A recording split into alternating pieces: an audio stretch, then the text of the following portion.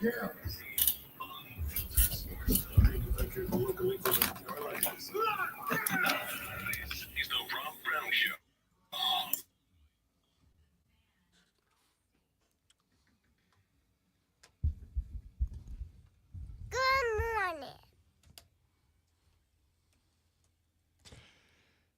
here we go. Welcome in, ladies and gentlemen. The Rob Brown Show is on your radio. It's the Fan Upstate. Let's get that bread. People, the 4 most electrifying hours in sports talk entertainment that you're going to find anywhere at any time underway. I am Rob Brown, on the brink of death, yet making the rounds today anyway. Ladies and gentlemen, give it up. Golf clap for the great one, Lonzo, fighting through it today. Whatever. How's it going, buddy? How's it feeling? I'm wonderful. I'm so glad to hear it. I don't believe you, but I'm glad to hear it. I live, and that's a good thing, I think. So I'm here. I'm going to do an excellent job because that's what I do, and everything's going to be fine. I mean, as always, obviously, as always, we have play hurt, dude. I mean, that's what we do. Look, tap the play like a champion today sign on your way out to the field, and then you rise to the occasion as champions, as winners at life do. So we got 4 hours. Plus, it's Thursday. Don't want to miss a Thursday. Thursday is the big day every week. Don't want to miss a Thursday. Thursday is the big day every week, and what a big day we've got lined up for you. Of course, coming around at 8 a.m., the lovely Lulu Kesson from the Greenville News will join us. We'll talk a little bit of baseball with her and check in on what the postseason thoughts are thus far for the baseball program after, I think it's fair to say, a very disappointing year on the books under first-year coach South Pulmonary. Carolina softball still in it? They are not. Okay. They are not. As a matter of fact, we got to talk some softball because the Women's World Series starts today in Oklahoma City. As a matter of fact, starting at noon today, we will have 4 games today, 2 in the winner, or 2 in bracket 1, 2 in bracket 2. We will then have the 2 elimination games after the opening round tomorrow. And then going into the weekend, a national champion will be declared. So we'll talk a little bit about that later in the show. But we'll talk to Lulu Kesson about South Carolina baseball with their postseason. We'll talk a little bit of South Carolina football as Shane Beamer yesterday was one of the emergent voices at the SEC spring meetings. He had a couple of takes yesterday that I will give you coming up on the show, and we'll get Lulu Kesson's reaction to at 8 a.m. Then at 8:40 a.m., the iconic Rashad Beard will pull up, host of the Panther Nation podcast. 2 OTA practices in the books now for the Panthers. We'll ask Rashad, what have we seen so far? How was the chemistry of the wide receivers played out? How has their chemistry with Bryce Young looked so far through? Obviously, just 2 days isn't going to tell us everything we need to know. So we'll see what jumped off the page at Rashad Beard at 8:40. 9 o'clock, Hate and Ass Mario Heron of the BetMGM Network shows up. We'll talk about the NBA playoffs with him. The Oklahoma City Thunder last night won their 80th game of the season. They have now tied the 1996-97 Chicago Bulls for the most victories in a single season. If they were to win the NBA Finals, then they would surpass the 1997-98 Chicago Bulls for the most victories ever. There was only one team that they can not surpass the victory total of, as they can only obviously have 4 more victories to get to 84, and that is the 2017 Golden State Warriors, who had 85 victories in a year. But the Oklahoma City Thunder can, if they win the NBA Finals, end up with the second most victories, post and regular seasons included, of any NBA team in history. They get a dub last night over Minnesota, eliminate the Timberwolves in 5 games, and punch their ticket. Now they await the winner of the Eastern Conference Finals to set up our NBA Finals starting towards the end of next week. We'll talk about that with Mario coming up at 9 o'clock. And assuming that Lonzo is still on this mortal plane at 9:20, Fight Club with the great man Lonzo coming up at 9:20 to talk all things pro wrestling. Might be a little more subdued, but I do have some stuff, so we'll see. I'm here for some stuff. So fingers crossed that the great one is, and I have no doubt he will be, but is capable of making it to 9:20 so that we can get an episode of Fight Club. Because I got to tell you, I tried Fight Club a couple of weeks ago when the great one was out for a day, and while it was obviously very good because I'm good at the job, it's not Fight Club with Lonzo. It's not the same thing. So that's coming up at 9:20.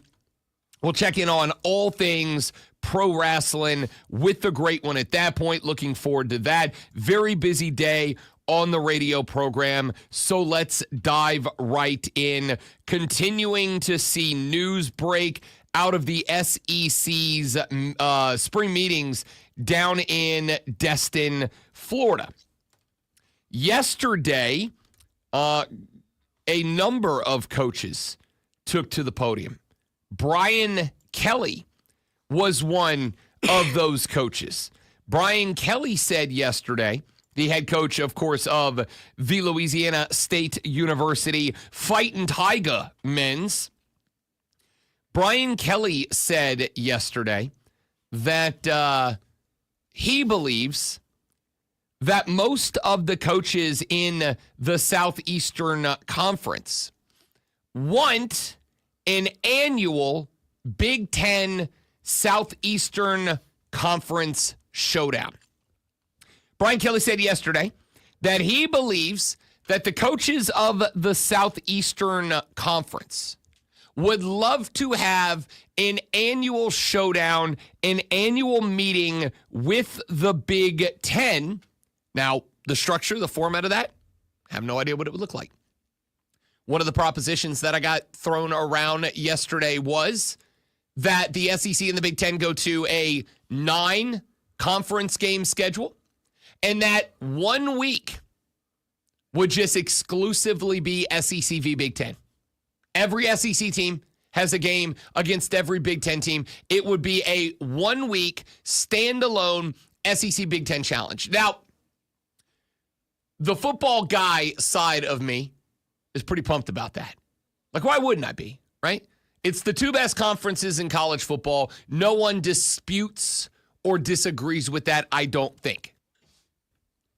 And if you structure it in a way that, you have matching teams, right? Because no, I don't need to see Ohio State, Vanderbilt. I don't need to see Michigan, Arkansas. I want best on best. Sports is at its best when it is best on best. So I want best on best. And if you can come up with a way. How would you do that in the top couple slots? Because, I mean, especially going into the season, you can. It's not really it's an educated guess about who's going to be the tops in the SEC and the tops in the Big Ten, but you don't know that for sure. The answer to that is I'm not 100% sure. So if Ohio State was the number 1 team in the Big Ten, who's the number 1 team in the SEC? I mean, right now I would probably have to say it's Georgia again. Are you sure, though? See, that's my only problem. Well, I get what you're saying about matchups, but at the top of both conferences, I think it's going to be kind of hard to go, this is the best team and this is the best team. Well, it would be, because obviously you can't set the opponent matchup in season, right? Like, it'd be nice if this was every year, week 9 is the SEC Big Ten rivalry week, and we'll make the decision on who plays who in week 8. That's not it. But I do think that you can effectively maybe schedule, because if you know it's that week, maybe we do something like we take the postseason rankings of the year before and we just match them up as they're stacked in conference. We take the conference rankings, records of the year before and stack them up. I know you're not always going to get the highest SEC v. the highest Big Ten, number 2 versus 2, 3 versus 3. But I think you can get close, right? I think you can get close. But regardless of how we structure it, regardless of how we set it up, the football guy in me, pretty excited about that. 2 best conferences in football, doing an annual showdown. And even if it's not perfect, we will have an opportunity to take the 2 biggest conferences and have a genuine metric, a genuine measuring stick of where and what these conferences are in the grand scheme of things. However, Liberab the Woke Warrior side of me, the side of fairness is important for every competitor side of me, doesn't like it. And we don't like it because of something that has been brought up in this conversation or on this show a few times the past few weeks. And that conversation is the recognition that the more that the SEC and the Big Ten play in and amongst themselves, the less opportunity there is for everybody else. If these 2 conferences go to, and they are going to, a 9-game conference slate, as we have mentioned a number of times, that leaves 3 open games and a 12-game schedule. Then, most of those teams, not all, most of those teams have an out-of-conference annual opponent. Now you have 2 games left. And some of those teams have another scheduled and annual OOC, out-of-conference rivalry, that is on again, off again, meaning many years for many teams, Clemson included in this group, they have 11 games dictated before they make the schedule, which would mean that they have effectively 1 game that they could sign a paycheck to a Furman, that they could sign a paycheck to an ECU, that they could sign a paycheck to a Richmond and pay that school $2 million to come to campus and get their asses kicked by 70. That goes out the window. And how many times have we said those games are critical to the existence of college football programs that aren't top-tier Power 4 conference football teams? So if you don't care that those football programs exist, then this conversation's irrelevant to you. But if you do want smaller football to continue to exist, and oh, by the way, I have no doubt that many of these big-time coaches do, because those programs are talent farms now. Talent farms. The unheralded 0-star, 1-star recruit who gets 0 Power 4 offers may go to Furman, go to Wofford, go to Coastal, tear it the bleep up for a year, and then all of a sudden these coaches go, oh, wait a minute, there's a dude. There's a dude, and he's coming out of a program, and he's got some college experience, lower level, but experience nonetheless. Like, there's that dude. Let's go get him. I don't think those coaches are going to want to see that go anywhere. So how do we work around that? How do we handle that? The answer is, as I've said a lot of times, expand the playoffs, add more games, get in more money, and utilize some of that revenue that is brought in by additional playoff games and an expanded field, and cut a check to every program that doesn't have access to it. Cut a check. Call it, if you wish, as a staple of the economic philosophy of college football that I have created, buddyism. Call it college football welfare if you want to. Call it whatever you want to call it. But I think there's a way to do that. And it allows lower level football to continue. It allows these smaller schools to fight, to keep playing, to keep developing players for higher levels. Maybe every now and then we see a UNLV or whoever jump up and make a playoff and maybe every now and then surprise somebody. But it allows them to exist. And at the top level, the SEC, the Big Ten, you can do these things. You can have these conference matchup showdowns. You can have these opportunities to play best on best, to play the top teams in the regular season, which is also, by the way, good for college football at large. Why? Because we have a measuring stick now. We now have even more of a measuring stick in season that we can look at and go, okay, this team played this team in conference and that team and that team. And then out of conference, they played Ohio State. They played Michigan. They played Georgia. They played Alabama. They played them. And would you look at that? Because we've got a pretty large, a pretty wide sample size of what those matchups truly mean and are, because we've got a larger scale of recognition of what teams do and don't do in the regular season. I think at that point, it becomes slightly easier for us to be able to, at the end of the year, when we are trying to pick the 16 best teams, say it's them because they played the fourth best team in the Big Ten and they beat them by 3. Or, hey, the fourth best team in the SEC beat the best team in the Big Ten by 21 points. Maybe SEC teams do deserve a bump this year. Maybe they should be some brownie points, and people can't really complain about it because there is a metric on the field. There was a result on the field that backs that up. So I honestly, a week and a half ago, when we were going into the spring meetings, earlier this week, when we were having the conversation, because Greg Sankey said the SEC does not want to commit to any particular playoff format. And I said, well, of course they do. They want more. They're going to come to the table and demand more because they exist. And we should all bow down. But in the last 3 days, we've gotten SEC coaches who have said they just want the best 16 teams, a 5+11 model. In the last 3 days, we have now got SEC coaches saying we want an annual conference v. conference showdown with the Big Ten so we can have a measuring stick in season. And there's a couple of other news stories that have come out the last couple of days. But I got to tell you, since Monday, and granted, this is all if they listen to me and do all the great ideas that I have. But if they do, I'm actually kind of optimistic about college football right now. I'm actually kind of happy with what is being said at the SEC spring meetings. We'll talk more about that as the show rolls on. I am Rob Brown, the great with Lonzo on the ones and twos. The Rob Brown Show is live here on the Fan Upstate.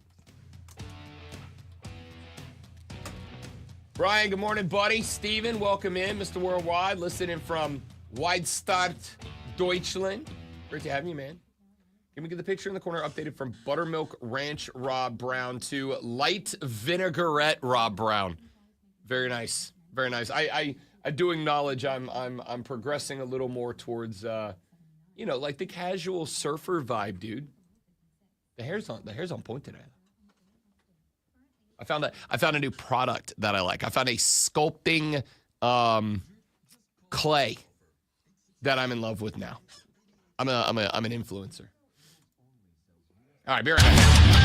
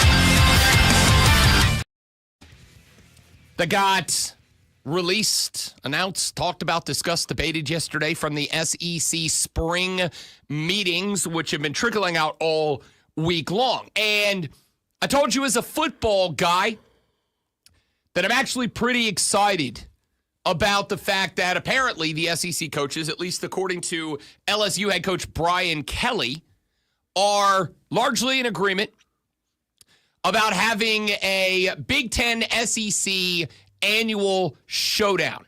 One of the concepts that was floated was for there to be every year one weekend that is just dedicated to SEC teams playing Big Ten teams. This is not a totally foreign concept. It is something that happens in college basketball. Actually, the Big Ten does it in college basketball. Every year, we have the Big Ten ACC showdown, where teams from the SEC or from the ACC and teams from the Big Ten play around the country. They keep track of points. There's a championship ended. The Big Ten kicked the absolute dog crap out of the ACC this year, but it's been pretty balanced most years. And to me, it's actually a fun weekend. It's actually kind of an enjoyable weekend. And on top of that, for the same reasons, it's a very good early in the regular season metric by which we can gauge the teams in both of those conferences on the basketball court. For the record, as somebody who actually kind of likes the idea of, as a football guy, actually likes the idea of an SEC Big Ten challenge in football, I do like it, and I do think it should be held early in the season, like week 3. Why? Because I want to know early in the season what the metric is, where these conferences are, where these conferences are in relation to each other, where these conferences are in relation to the other conferences, how much better are they than everybody else, assuming that they are every year, which they will because they get more money and therefore have more resources, and it's easier to get rich when you're already rich, et cetera, et cetera. But as a football guy excited, play it early in the season, let's get that yardstick. But, and I kind of touched on this, but did not really run through it in the last segment. There is another aspect of it that I am less excited about that. That is the fact that this is just one more step towards college football global domination by the 2 top conferences that locks everybody else, or at least makes it that much more difficult to succeed. Because you have now got, as we mentioned, 9-game schedule coming up, meaning every team has 3. Teams like Clemson, who have a South Carolina they play every year. All right, there's 10 games. They have 2 remaining.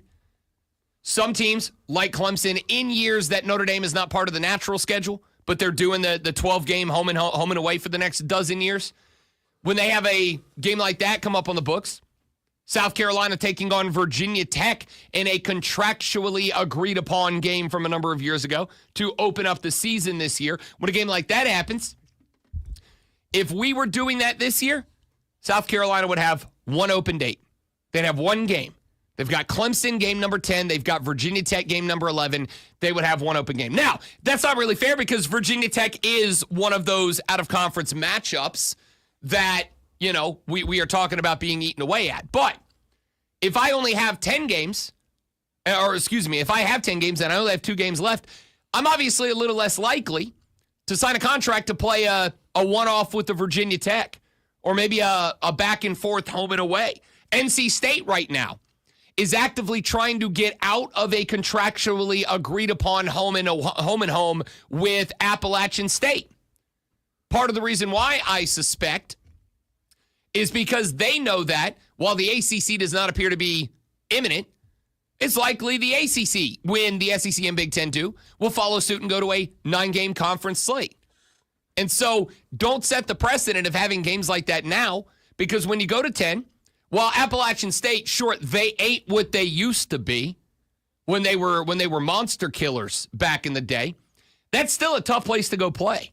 And anytime that a Power 4 team goes to a place like an Appalachian State, you know that's going to be the most hype that stadium is at all period at any point in the season. So they're trying to get out of that game. And what I am worried about is you're going to see a lot more of that.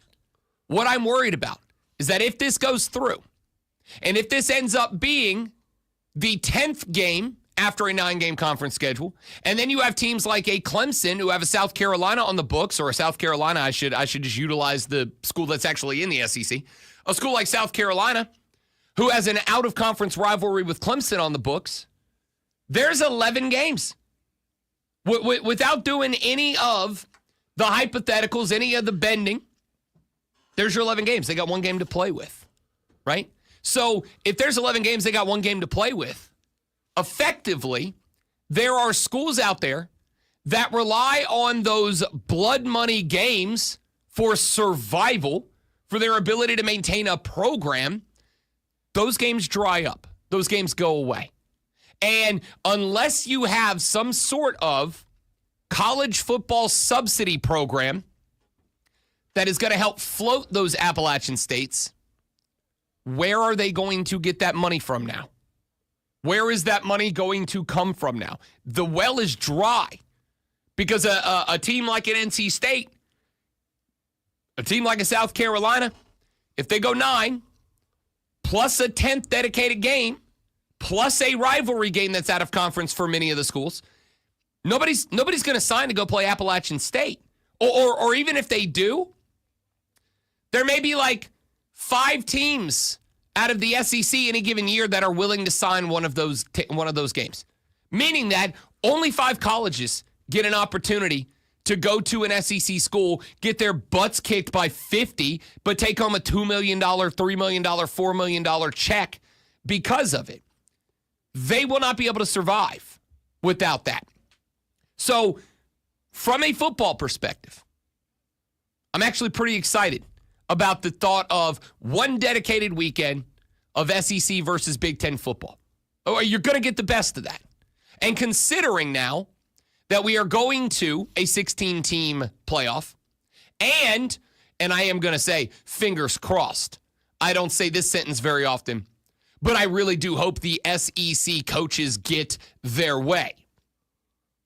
If the SEC coaches get their way, and we do have a 5+11 format, 5 highest rated conference champions, and 11 at-large bids from everyone else left in college football that did not win a conference. If that happens, the SEC coaches get their way. We have a Big Ten SEC challenge every year. That's going to give us a lot of insight as to who is really where in the pecking order. That's going to give us a massively valuable, and I hate this word because of how cliche it became last year, data point to gauge these teams, to stack these teams up at the end of the year, taking all year's results into consideration. I really like the idea. But I think in order for it to work, and I think in order for the rest of college football to work, if we are going to keep moving in this direction, there is going to have to be some sort of established subsidy program because you are taking those paycheck games away from Appalachian State, away from ECU, away from Arkansas State, away from Elon, away from Gardner-Webb. You're taking those paycheck programs, paycheck games away from them. They're not going to get paid to go to Athens and get beat up on by a bunch of grown-ass men from Georgia, but go home with a $5 million check to float the program. They're not going to get that paycheck to go to Tuscaloosa, Alabama, lose by 72, but go home and say, we got football for another year. We can pay some salaries now. Can't do that. So I'm actually really like this idea because none of those programs, no matter what we do, none of those programs are ever going to be able to compete for a true national championship, right? None of us ever think, with all due respect, as much as I would love to see it happen, none of us think we're ever going to see Furman compete for a national championship at the highest level. They can go compete for SoCon championships, whatever. Like, forget Furman in the SoCon. Let's look at the second tier conferences, the Mountain West. Does anybody think, I've been using them all week, I'll stick with it. Does anybody think UNLV is ever going to be in the running for a national, like truly in the running for a national championship? I think the closest that we're ever going to see is Boise State last year with Ashton Genty. I think that's the closest that a lot of those schools are going to be able to get. Absolute closest. Boise State's kind of one of those teams that is going to be hurt by this. Because when we had an 8-game and open dates and no Big Ten SEC challenge and all these things that didn't exist until the last couple of years, if you were in the SEC and it was a down year, if you were in the ACC and you wanted to give yourself a winnable game but build up the SOS a little bit, Boise State was a fantastic pick. It's a good program. It's been well coached for a long time. They've got enough success that they are known on the national radar, even if they're not a championship threat. Like there's a little bit of pop to your schedule by sprinkling Boise State into one of those opening dates. But if I only got one open date, am I putting a Boise State in there? No, right? So even forget the small schools taking those butt-whooping games for paychecks. Even the mid-tier conferences are going to struggle because of this. The UNLVs are not going to get asked to come out to the left coast and play Oregon anymore. The Boise State Blue Turf Smurfs are not going to get invited to Columbus to come play Ohio State anymore, which obviously, if they go win a game like that, that's a program floating game for a couple of years. Appalachian State beat Michigan. That was how many years ago? 20? We're still talking about it today. That's a program-making type of win, but they're not going to catch those invites anymore. So I don't like the 9-game conference slate. I'm fine with it. I like the SEC Big Ten Challenge idea. But I am going to say, you either have to do one of two things. You either have to create a college football subsidy program so the UNLVs and the Boise States can exist, so the Appalachian States and the Furmans can exist, or you just have to say, we don't really care if those schools have football anymore. We don't really care if those schools are allowed to play. If those schools can or can't fund a program, we don't care. All we care about is the top 50 teams. And anybody outside of that, we don't care enough to do anything about.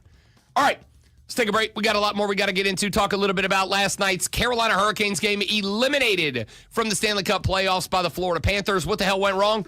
Exactly what I told you what would. That's next on the Rob Brown Show on the Fan Upstate.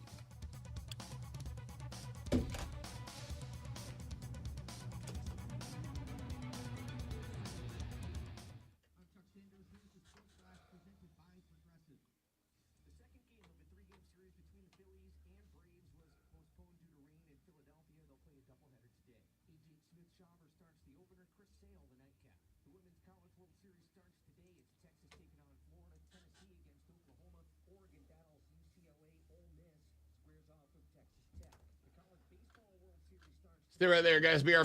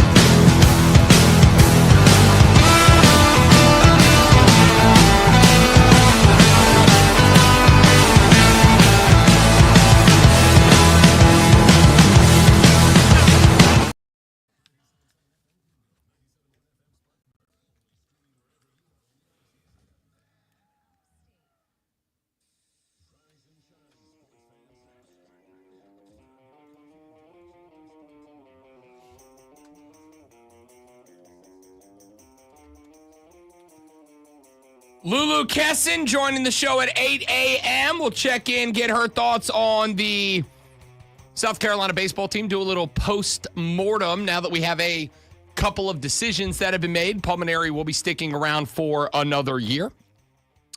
At 8:40, Rashad Beard of the Panther Nation podcast pulls through. We'll talk to him about the first 2 days of Panthers OTAs and what's jumped off the page at him so far. I know that he's been posting some videos and whatnot from practice on the channel the last couple of days. I know he's been there, so we'll talk to Rashad about what he's seen with his own two eyeballs. 9 o'clock, Hayden Ass Mario of the BetMGM Network rolls up. We'll check in on the NBA playoffs. And at 9:20, Fight Club with the great one Lonzo. All that coming up on today's version of the Rob Brown Show. Now, let's talk a little Carolina Hurricanes hockey, huh?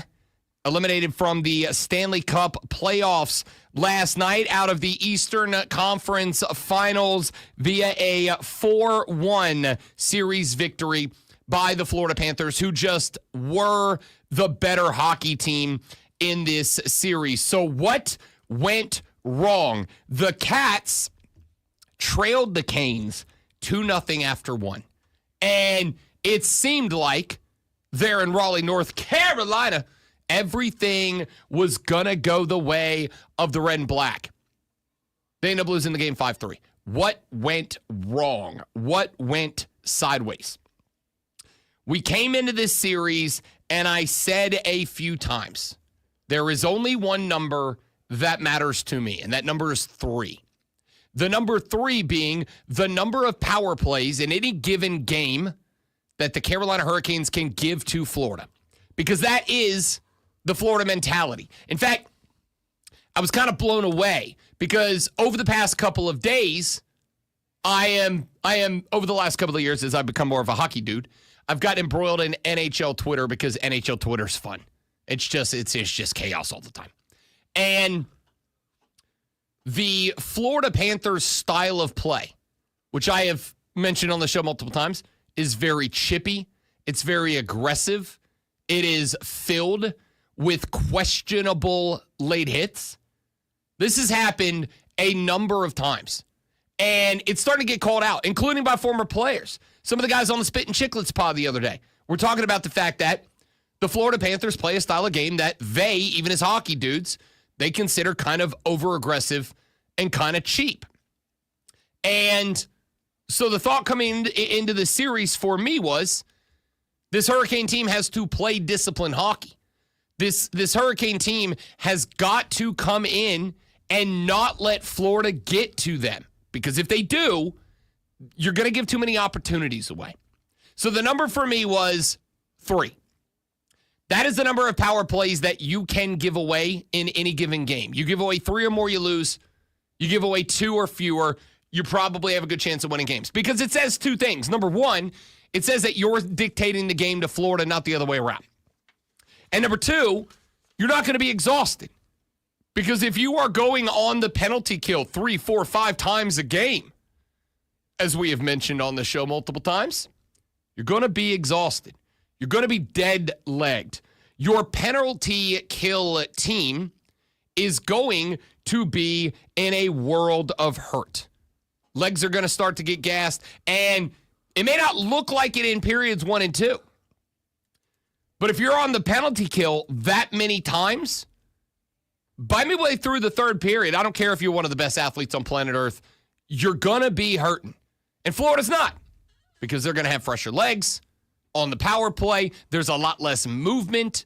There's a lot less skating around. You've got to chase the puck from spot to spot to spot to spot to spot. All they got to do is send it there and then hang out and see how you respond and look for lanes to either dive and attack the net or just reverse the puck for an open shot from somewhere else. So the number 3 was big for me. You got to give up 3 or fewer power plays in a given game. Last night, this team was up 2-0 after the first, even with 3 power plays allowed in the first period. Sebastian Aho netted a couple. An unassisted goal less than 5 minutes into the game. Got a Seth Jarvis apple with less than a minute and a half left to play to put the Canes up 2. And I'm sitting on the couch in the Bro Cave, Had this game on the big TV, as a matter of fact. Had the NBA conference finals over on the baby TV. I'm sitting there watching. I'm like, boys are skating well. Boys are responding well. Boys are seeing the ice well. This is good. Too many penalties, but they're seeing the ice well. And then the second period happened. And wouldn't you know it, with 7:23 played in the second period, the Carolina Hurricanes send the Florida Panthers on their fourth power play. And Matthew Tkachuk finds the back of the net. 2-1. Not the end of the world, right? Not the end of the world. You get your full complement back. You get your guys back. You're in a good spot. And then 30 seconds later, Evan Rodriguez scores. It's 2-2. Got the apple from Sam Bennett and Matthew Tkachuk on the secondary. And then about 5 minutes after that, Anton Lundell scores off the assist from Brad Marchand. Florida is up 3-2. Now, at this point, we're down a goal. With a full 20 minutes left to play, we're down a goal. We're fine. So here we come out into the third period, and 8.5 minutes into the third, Seth Jarvis takes the dime from Svechnikov, and Gostisbehere finds the back of the net. We're tied at 3-3. But at this point, it became very obvious that not only were the Canes skating out of a sense of desperation, which, of course, they're down 3-1 in the series. They're at home. If they want any chance of becoming a historically significant team and coming back from the verge of elimination to win 4 in a row and move on, you got to have the one at the house, and it's got to make you feel real confident to carry the Momo into Game 6 on the road. Carter Verhaeghe scores 12 minutes, 21 seconds into the third to make it 4-3 Cats, and at this point, it's obvious the boys are gassed. They're out of juice. There's just nothing left. They're skating out of desperation, but they're also skating tired. Sam Bennett would find an empty netter with less than a minute left to play while the Canes were trying to find an equalizer. They could not. They are done. The number 3 was my number. That's how many power plays you can give away in any given game. The Carolina Hurricanes gave Florida 4 power play opportunities. Now, I had a hockey, Rachel Dory. I've had her on this show before. I had Rachel Dory on the Saturday show a couple of weeks ago when the series was set up, and we were talking about this. And I gave her my theory. 3 or more lose, 2 or fewer win. And she said, I don't dislike that take. She said to me, and I hadn't tagged this on to the end yet, and I have since then. I'll give credit to buddy of the show, Rachel Dory, for this. Rachel's got her stuff up on ESPN. She knows puck.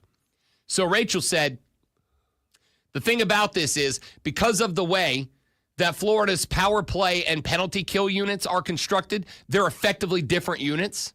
She said, even if you are getting more power plays than Florida, even if you're getting more opportunities than Florida, because their power play and penalty kill units are so different from each other, it doesn't matter. There's a lot of bleed over for Florida's power play and penalty kill units. Those guys are on the ice for both significant time. Florida's not really that way. And so because of that, it's really irrelevant how many power plays you get unless you are converting them. If you are turning power plays into goals, then you give yourself a little breathing room. But if your power play unit is not converting, every power play you give away makes it harder to win. This one was real simple last night. Here's your number. The Carolina Hurricanes gave the Florida Panthers 4 power play opportunities. Florida scored on 1 of them. The empty netter, you take that off the books, it's 4-3. You take that power play goal away, it's 3-3. We got a tied hockey game. On the flip side, the Carolina Hurricanes won on the power play 6 times last night. 6. You know how many power play goals the Carolina Hurricanes scored last night? 0, nada, nil, none, 9. 0 goals on the power play. So my number stands. 3 or more, you lose. They gave away 4. Florida scored on 1. That gave them the 4-3 advantage before the empty netter with time collapsing to make it 5-3. There's your number. On the flip side, the only way to counter that was going to be exceptional performance when you were on the power play. They had 6 power play opportunities last night. They scored on none of them. This is not complicated, unfortunately. I wish that it was. And I think there are going to be some questions that get asked within the Carolina Hurricane front office this offseason. I think there are going to be some questions asked about coaching strategy, not necessarily calling Rod Brindamore into question. Guy's got you one. He's got you to the verge twice more. But I think maybe roster construction, I think maybe mentality of assistant coaches. How are we coaching up the power play unit? How are we coaching up the penalty kill unit? How are we becoming a more disciplined team? Because this series came down to 2 things. Number 1, Florida poked, and they poked, and they poked, and they poked, and they poked, and Carolina kept taking the bait. Just kept taking the bait, kept responding, kept hitting back, kept taking penalties, kept giving away power plays. The second thing was, even though they were not spectacular, Florida was efficient with their power play, Carolina was not. It's real simple. 6 power play opportunities means that out of 60 minutes of hockey, you had a one-man advantage for 12 out of 60 minutes.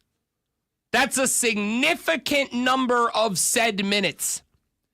12 out of 60 minutes, you had one more dude on the ice than they did. And oh, by the way, that included for about 45 seconds late in the third period, that included a Carolina Hurricane power play with a pulled goalie.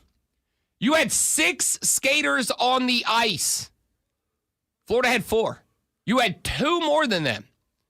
Now, I know it's only 45 seconds, and 45 seconds in hockey is quick. But you were sitting on a 6-4 skater advantage with one goal needed to equalize, to pick up the momentum, to set Raleigh on fire, and earn yourself an opportunity in overtime. And I think in overtime they win that game. You had a 6-on-4 advantage, and you could not get it done in that spot. We've got to figure something out. That's just not good enough. And I understand it kind of stinks to say it's not good enough when you're in the Eastern Conference Finals. I think one thing that a lot of Hurricane fans that are maybe kind of getting ready to push the blow it up button right now need to realize is that this Florida team is damn good. One of the other series takes I had was Carolina's going to have to be close to perfect to win this. Probably a different series if Marty Necas is still there. Definitely a different series if you could have talked Mikko Rantanen into staying. But you gave up your guy, your cap. You gave up your locker room leader to go get Mikko, and then you couldn't talk Mikko into staying, so you lost him after 2 months. You didn't have the right team. Florida was a better hockey team. Carolina was going to have to be perfect in this series to get it done. The problem is they came up short of even being good enough. Like they came up short of even performing at the baseline. And that's an issue. I think I really do think that this team kind of took a punch to the gut with the Necas and Rantanen situations playing out they did. Frankly, I don't know if they ever recovered from that. I think that locker room kind of felt maybe torn up a little bit about it, which is more than understandable. And I think there's a conversation about how that all got handled and how you work around it moving forward. But I would say you still had opportunities to win that game last night. You still had opportunities to make this series a series. We knew coming in, discipline hockey, do not give away power plays, discipline hockey, be consistent, discipline hockey, have an effective power play squad. You did none of them. Ball game, series, season, hasta luego. We'll see how they rebuild for next year. There's your NHL take. Let's take a break. When we come back, water cooler cheat sheet, top 3 sports stories you need to know. We'll walk through a couple of these college football stories that came out of the SEC spring meetings yesterday. Lulu Keston at 8 to talk Gamecocks. Rashad Beard at 8:40 to talk Panthers. The other ones, Carolina this time. 9 o'clock, 8 Nasmara to talk NBA. 9:20 Fight Club with Lonzo. Sports Flash now. Can't wait to see how this goes. The Oklahoma City Thunder are onto the NBA Finals with a 124-94 beatdown of the Minnesota Timberwolves. Shai Gilgeous-Alexander scored 34 with 7 boards and 8 assists, while Chet Holmgren added 22. The Thunder led by 33 at the half. They await the winner of Pacers-Knicks. The Atlanta Braves' second game against the Phillies was rained out yesterday, pushing that contest into the first of a doubleheader today. The Braves will play at 1:05 with A.J. Smith-Shaver on the mound, and then again at 6:45 when Chris Sale is projected to get the start. The SEC and Big Ten are the two most powerful conferences in football and may be leaning on each other in the future. At SEC spring meetings, LSU head coach Brian Kelly said that SEC coaches won an annual showdown with the Big Ten and added that he believes most coaches prefer 9 conference games plus 1 Big Ten contest.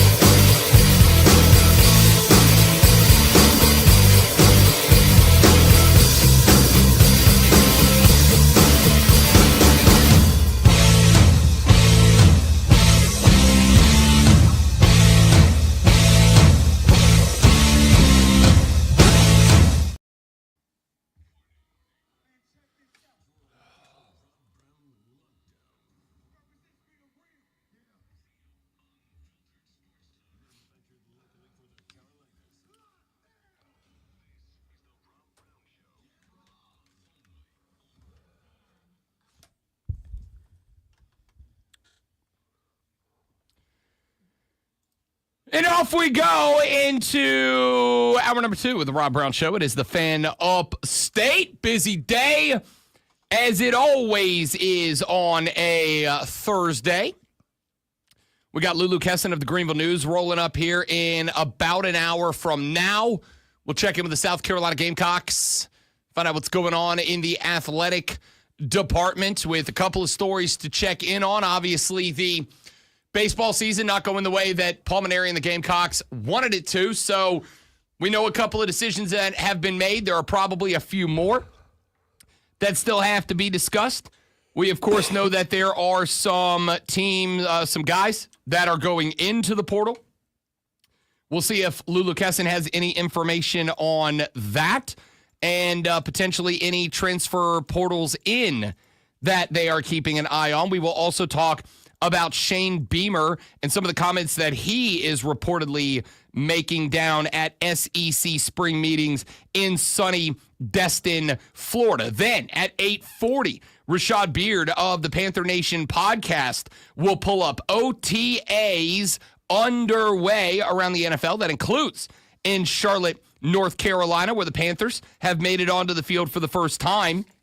Rashad has been there and in person the last couple of days, so we will see what has jumped off the page to Rashad so far, get his thoughts on what Carolina has looked like fresh out of the gate. Then at 9 o'clock, Hayden has Mario Herron from the BetMGM Network is going to pull up. He's our NBA dude. The Thunder punched their ticket to the NBA Finals last night with a 124-94 beatdown of the Minnesota Timberwolves. We will talk to him, find out what he thinks this team is all about, if they are bona fide, certified NBA championship caliber.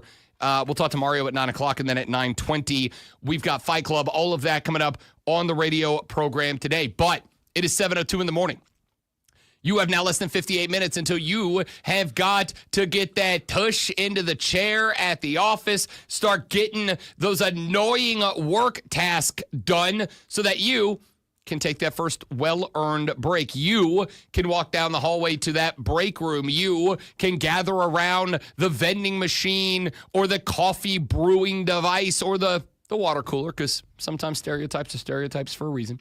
And talk sports with your coworkers. And if you're going to talk sports with your coworkers, you got to know what's going on in the world of sports. And if you got to know what's going on in the world of sports, ladies and gentlemen, do I have good news for you? You're in the right place, because we do this. Are you ready for the playbook of the peculiar, the almanac of the absurd, and the encyclopedia of the extraordinary? Well, you better be, because we're diving headfirst into the 3 top stories that will have your coworkers saying, Are you guys sniffing on newsprint or something? they take their first bathroom break. No. Here we go. Welcome to the water cooler cheat sheet on the Fan Upstate. It's the water cooler cheat sheet, the top 3 sports stories you need to know before you get to the office and start talking sports with your coworkers this morning. Let's dive right in with item numero uno.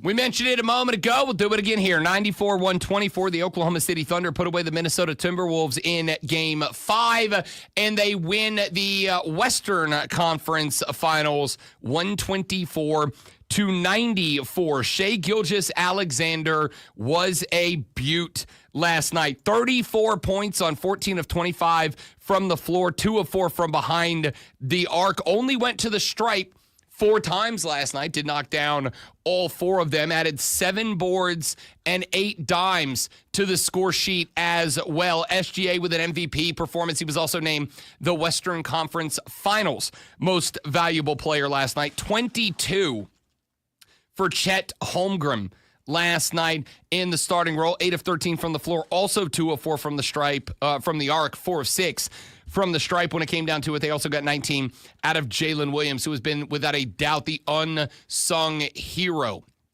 of these Western Conference Finals so far. Over for the Timberwolves, 24 out of Julius Randle, 19 out of Anthony Edwards on 7 of 18, but he was 1 of 7 behind the stripe. The Timberwolves held to a 41% field goal percentage and just 35% from behind the arc. As a team, only went to the stripe 15 times. I'm going to tell you that these statistics are skewed.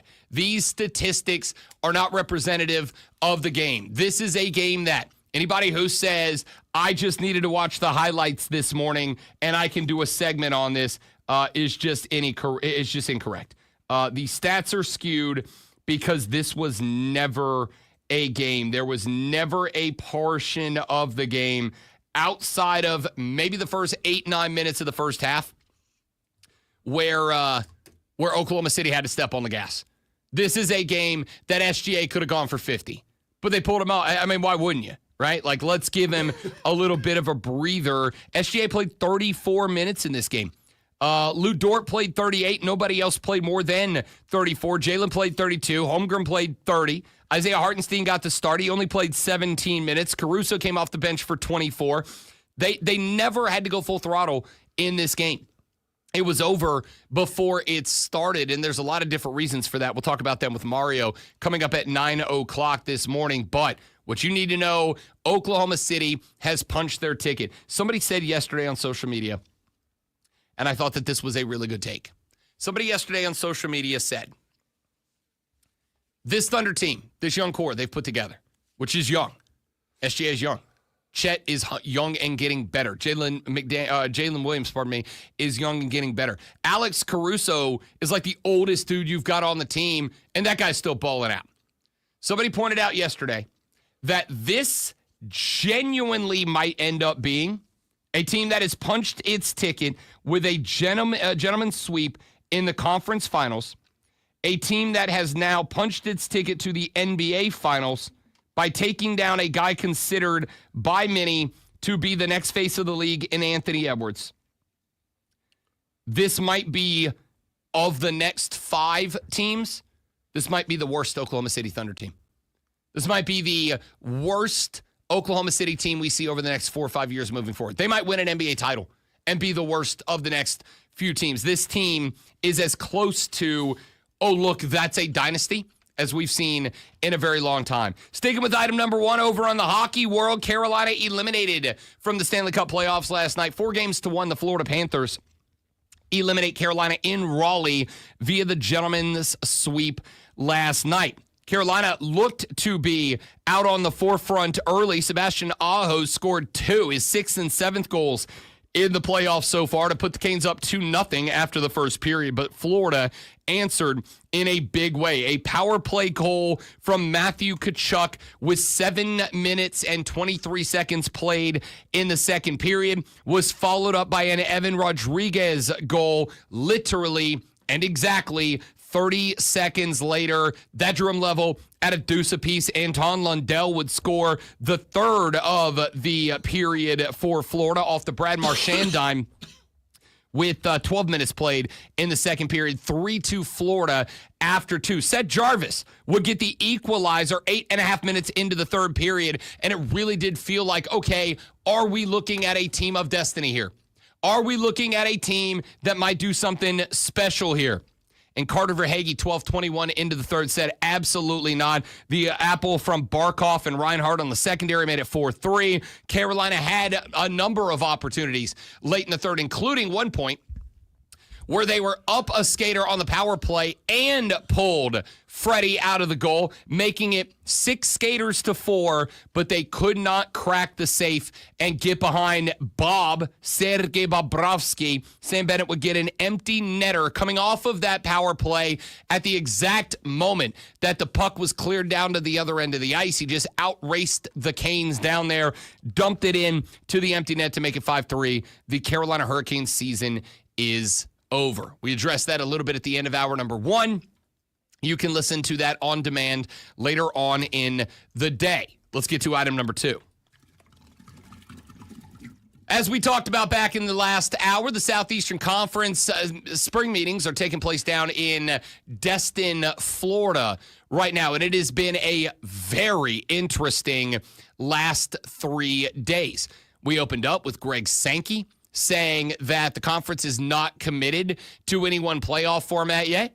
I said, well, yeah, it's because he don't want to put his cards on the table because they're going to ask for more. The very next day, we found out that the SEC coaches spoke to Greg Sankey and said, actually, we want a 5+11 model.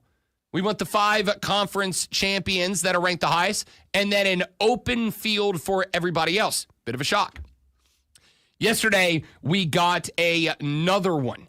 Yesterday, we found out that the SEC's football coaches are not only in favor of a 5+11 format that would open up the field for everybody, but on top of that, they want an SEC Big Ten challenge. Brian Kelly said on the Paul Feinbaum show, quote, our first goal would be wanting to play Big Ten teams. As coaches, I can speak for the room. We want to play Big Ten teams, so we've made our voice clear. Our ADs know that we would like that. Our commissioner obviously heard it as well. Now, there was a theory that was floated yesterday that caught some traction late in the day. And that theory is that these games could possibly be structured as a play-in style format that might decide up to 8 bids for the college football playoff using the 2024 standings. The belief is that we could have Big Ten v. SEC teams with the automatic entry to the playoffs included. That last year could have looked like this. Number 1, Oregon versus number 8, Ole Miss. Number 2, Penn State versus 7, A&M. Number 3, Indiana versus number 6, South Carolina. Number 4, Ohio State versus number 5, LSU. Number 5, Iowa versus number 4, Alabama. These are the conference rankings, obviously. Number 6, Illinois versus number 3, Tennessee. Number 7, Michigan versus number 2, Georgia. And number 8, Minnesota versus number 1, Texas. Now, there's obviously a lot of question marks about it. Would we do it in a way that it is for playoff spots? Would these be alternating home and away? Would every team be guaranteed? Well, maybe not guaranteed the same opponent every year.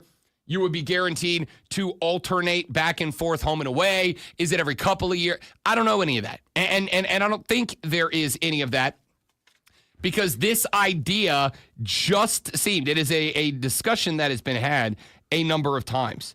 But yesterday, as far as I know, seems to be the first time that any caliber of authority figure, and yes, I will say head coaches are authority figures, any caliber of authority figure from either one of these two conferences actually openly and loudly spoke out in favor of it happening within the next couple of years. So we're going to keep an eye on this story.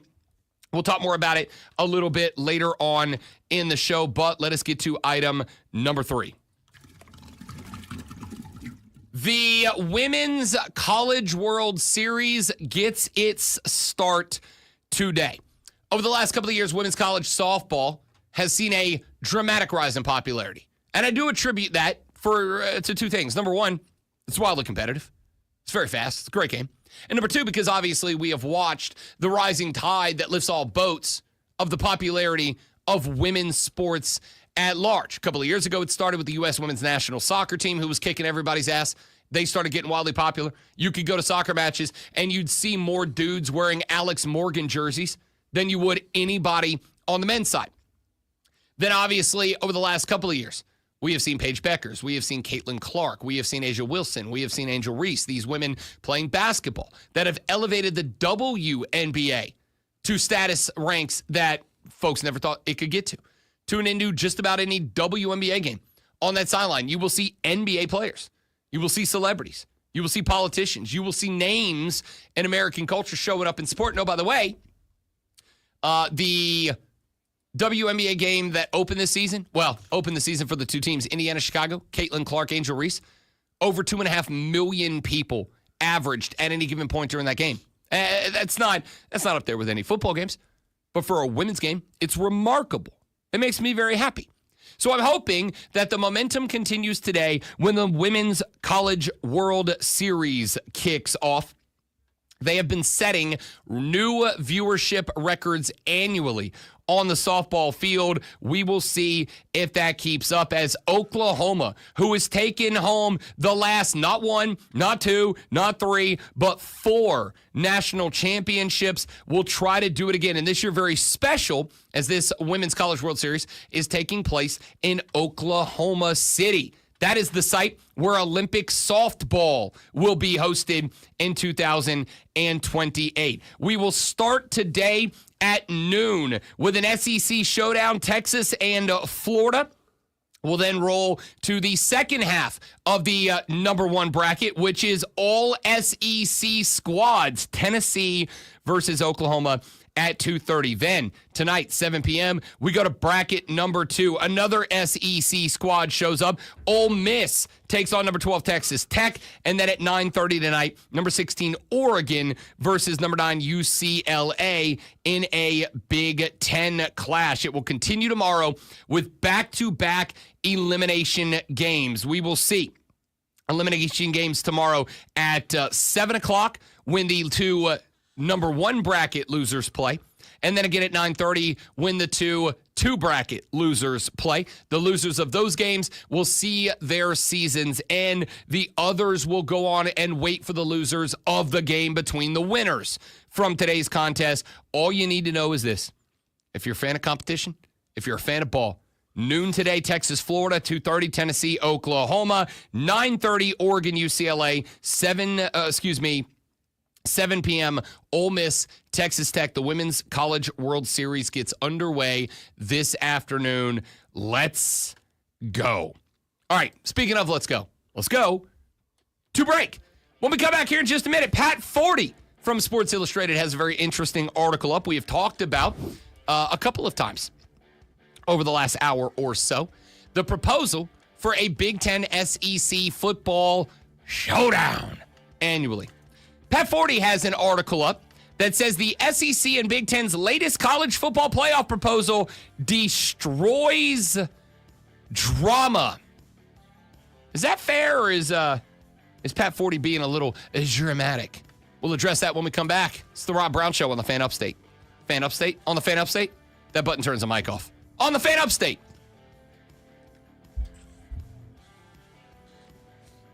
All right, guys, step it away for just a minute. We'll be right back.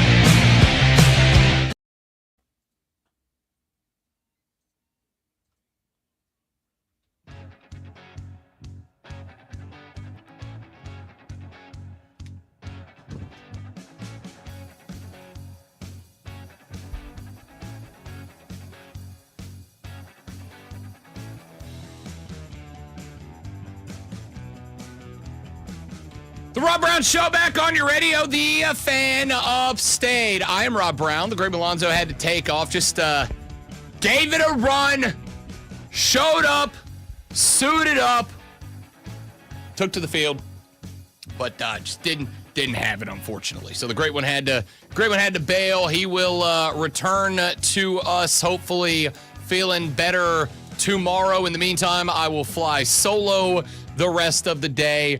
I'm sorry, or you're welcome, whatever is more appropriate. Pat Forty is a well-known, renowned, respected college football journalist who's been covering the sport for a very long time. And on Sports Illustrated, he has an article up right now. Headline, SEC and Big Ten's latest college football playoff proposal destroys drama. Byline, the conferences want 4 automatic bids and possibly 3 qualifying games that would water down the playoff field and diminish actual title contenders, end quote. I will not read the entire article because it is very, very long, but I'll give you the nuts and bolts of it. Writing from Miramar Beach, Florida, Pat Forty said, quote, at the high end of college football, there is only one constant, the quest for more money. It is torn conferences asunder, making a mockery of the map, turn campus leaders into network toadies, and push the education envelope past splitting. Okay, as a writer, I thoroughly enjoyed that. That's a great paragraph. Forty goes on to say, naturally, the involved parties still don't have enough. Finally, having to pay the workforce can necessitate sending the train out in search of more gravy. Thus, the next big idea revolves around expanding the college football playoff after a very brief stay at 12 teams, and perhaps also expanding the number of qualifying games for said playoff. The tentative master plan, if you can sell that, is as follows. The Power 4 conferences want at least 14 playoff teams and very likely all 16. The 2 most powerful members of the Power 4, the Big Ten and Southeastern Conference, want to stack the deck with 4 automatic bids, each to the expanded playoff. And if they get those automatic bids, the leagues are also entertaining the idea of 3 qualifying games. The top 2 teams in each of those leagues would meet for the championship and get the top 2 bids. Meanwhile, the 3rd place team would play the 6th place team, and the 4th place team would play the 5th place team, with the winners getting the other 2 automatic bids. You know what that would mean. Getting the likes of the Iowa Hawkeyes in contention for a playoff bid. Try to contain your excitement. Last season, Iowa and the Illinois Fighting Illini finished tied for 5th in the Big Ten at 6-3. If the playing games had been around last season, both of those teams would have been in action in early December trying to make it into the CFP field. Depending on how the league chose to break that tie, overall record favored the Illini. The Big Ten's championship weekend lineup would have been the Oregon Ducks versus Penn State for the title, as it actually played out, and the number 3 seed Indiana Hoosiers versus number 6 Iowa, and number 4 Ohio State versus number 5 Illinois. If they had met with a playoff berth on the line and Iowa had beaten Indiana, then a 4-loss team that was defeated by the 5-7 Michigan State Spartans and 5-7 UCLA Bruins would have captured an automatic bid. In the SEC, the first task would have been breaking a 6-way tie between 5 and 3 teams for 4th, 5th, and 6th place, then watching some combination of the Crimson Tide, LSU Tigers, South Carolina Gamecocks, Ole Miss Rebels, Mizzou Tigers, and Texas A&M Aggies battle for bids. Quote, there are Las Vegas casino cocktails less watered down than that playoff would be, but in the pursuit of more cash, from adding a 9th SEC league game to adding these play-in games, there is an appetite for that destruction of drama, end quote. I'm going to keep it a buck here. I'm not disagreeing with Pat Forty at all. I'm not disagreeing with Pat Forty in the least. He's exactly right. This is why yesterday, when Brian Kelly, the head coach at the Louisiana State University, went on the Paul Feinbaum show and said to the public, we, as the coaches of the SEC, want to have a Big Ten showdown, A. And B, we, the coaches of the SEC, want to move to a 5+11 college football format. I was actually pretty impressed by that. I was actually pretty happy with that. Frankly, I was kind of blown away by it, to keep it a buck with you. And this is exactly why. Because a 5+11 format, the 5 highest rated conference champions, and then 11 at-large bids, pretty much takes money right off the table of the SEC and the Big Ten. Not pretty much, it definitely does. Because you just read the format. And the argument I would have is, I would rather have more SEC and Big Ten teams that, playing through the 2 most difficult conferences in college football, genuinely make us feel like they are one of the best 16 teams and have earned their way in, as opposed to a team that lost to a 7-5 and a 5-7 team last year and had 4 losses in total, backdoored their way in. I don't want that. I don't think any of you want that. The only people who would have been in favor of that were Iowa and Illinois. That'd have been it. That'd have been the list. That'd have been the only fans that were excited about that possibility playing out in the college football playoffs last year. So, with that being said, this is why I went pat on the back, pat on the butt, good game to the SEC coaches who had the stones to say, no, 5 plus 11 is good with us. One of us is going to win this conference every year. One of us is going to win this conference every year, and one of us is going to prove that we are the best of the best, and we get to go. And then everybody else in the conference, meritocracy, baby. I guess at its core, we all know that real life is not a meritocracy. We'd like for it to be.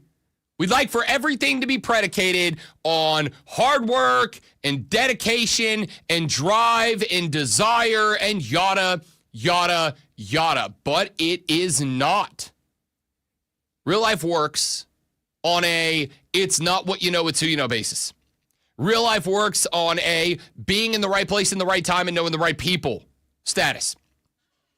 And I think most of us would have to acknowledge we've taken advantage of that. My position on the BetMGM network is here because I had somebody at this radio station who happened to know somebody at the network who happened to drop at somebody I know here at the radio station, hey, we need a guy. We need a broadcaster. We need somebody who's got who's got talent, got energy, got electricity, got excitement. And the guy I know at this station said, I got a guy. And I got my audition. I didn't even know that job was up for grabs. I didn't even know that working for the network was a possibility. But I knew a guy who knew a guy. And now, granted, I still had to earn the job. I still had to submit tapes. I still had to, audition. I still had to partner up with Cody Decker and show that we were going to be a good tandem. I still had to go through the steps. But I only got the opportunity to get my name on the docket because I knew a guy. Only reason I'm at this station is because I worked with Mark Ryan years ago.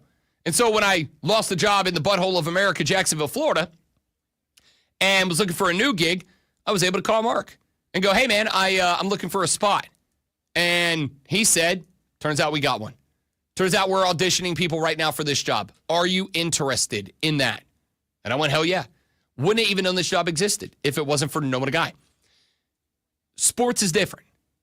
Sports is different. Part of the reason that we call sports an escape from reality is because we want to believe that while out here in the real world, we all know that things are based on the principles of a meritocracy, but they're not really. In the world of sports, we like to believe that our sports that we love are meritocracy based. We would like to believe that our sports are predicated in a way that everybody's got a shot right out of the gate. And this is why I despised the 4-4-2-2-1-1-3 system. The proposed system, the system that seems to have the most momentum. Well, it did before this 5+11 format. Well, we'll see if that changes. But I think that the proposed 5+11 is different. I think that the proposed 5+11 kind of becomes interesting because it feels meritocracy based. If you are one of the top 5 ranked conference champions, you have done something special. You have done something elite. And because you have done something special, because you have done something that is elite, we are going to reward you with something special, an automatic bid. You just have your ticket punched. Now, granted, you got to do something real special. If you don't do that one special thing that only one team from every major conference can do, there are 11 spots for everybody else. Under the system, the 4422113 model, there's 3 spots for everybody not out of those conferences. And can we keep it a buck? Talking about 40, and this article he put out, is what Iowa did last year. Is what Iowa did. Go 8-4, lose to 5-7 Michigan State, lose to 5-7 UCLA. Answer me honestly, is there legitimately anything that is special about Iowa from last year? Is there anything that makes them stand out? Is there anything that should get them there? No. But if we went with the 4422113 model, they'd have been playing for a playoff spot last year. Teams out of other conferences that clearly had better years would not have, but this team would have. Doesn't feel meritocracy-based at all. Now, when people think about the concept of meritocracy, a lot of people think it's the old, but you know who you know. There is one more thing, which is Rob's golden rule. Actually, I shouldn't call it Rob's. I should call it Bob Brown Jr. My dad, Bob Brown Jr.'s golden rule. He who hath the gold, make the rules. And if you have all the gold and you make the rules, and you make the rules in a way that favor the people who have the gold, shuts everybody out. That was my big problem with the 4422113 model. With the 5+11 model, it works. So 40 wrote this. And I think a lot of people kind of wanted a gut reaction because we let's keep it a buck. We want football to be dramatic. We want football to be dramatic. We want it to be entertaining, engaging. We want it to be, we want our engagement and our drama on the field. But we also like to be able to get up at 6 a.m., tune into the Rob Brown Show, and know that there's some discussion, debate, and frankly, fights that are going to be coming up sometime in the near future over our college football. And it feels to me like this would take a lot of that wind out of those metaphorical sails. So this is why I spent time yesterday congratulating the SEC coaches for having the rocks to stand up and say 5+11 is the way to go. Because the 4422113 model takes away any semblance of meritocracy. If Iowa was going to get to play for a playoff bid last year, while there were plenty of other teams that were on the outside looking in that were clearly better football teams, then I think at that point, I would be comfortable saying, look, this clearly is not about getting the best teams in. This clearly is about making sure that the most interesting, entertaining, compelling teams, the most money-driven teams get in. The entertaining, interesting, engaging teams will be on the outside looking in. I would say this, SMU would have taken Iowa behind the woodshed last year. Behind Kevin Jennings, with Rhett Lashley and what he did at that school in year one, SMU would not have had a shot to get in last year. Iowa would have? No, man, I got a problem with that. All right. Text line's open, 844-326-3663. If you want to shoot me a text on the Hub City Spartanburger text line, you can do that. Our live stream is up right now as well. Facebook.com/TheFanUpstate, The Fan Upstate on YouTube, The Fan Upstate on Twitch. On Twitter, The Rob Brown Show on Facebook, on YouTube, and on Twitter as well. A couple of comments that have come in on that chat so far. We have got, let's see here. Tracy says UNLV is a QB away. Yeah, I was talking about UNLV earlier. Sure. Jesse Popeye said, fellas, been a minute as the young kids say, but I've had quite the year. Just wanted to stop in and say, hey, miss jumping in here with you guys. Miss you too, Jesse. Glad you are here with us, even if it's only for a few minutes. Brian said, I'm in a sweeper truck office now, heading downtown Greenville to sweep the Crubs lines. I don't know what that means, Brian, but it sounds important, so be careful. Be safe. Do a good job. We appreciate it. Jacob says, does the 5+11 model put any more or less emphasis on conference championships? Yeah, Brian. Excuse me. Yeah, I would say it does, Jacob. I would say it does because 5+11, winning the championship is the only way to guarantee you're in, right? Win the championship. And on top of that, losing the championship could theoretically drop you outside of the top 16. Depending on how everything shapes up, it's unlikely. It's not going to happen very often, if it ever does. But, yes, and this is kind of another reason that I'm on board with it. Because a conference championship game, even if we have, for the SEC and Big Ten, another playoff game off to the side to determine the other two teams that are going. Even if we have two other playoff games. Last year, Big Ten, Oregon, Penn State. Those two teams were in, right? Those two teams were in. Was it really that captivating, enthralling, interesting?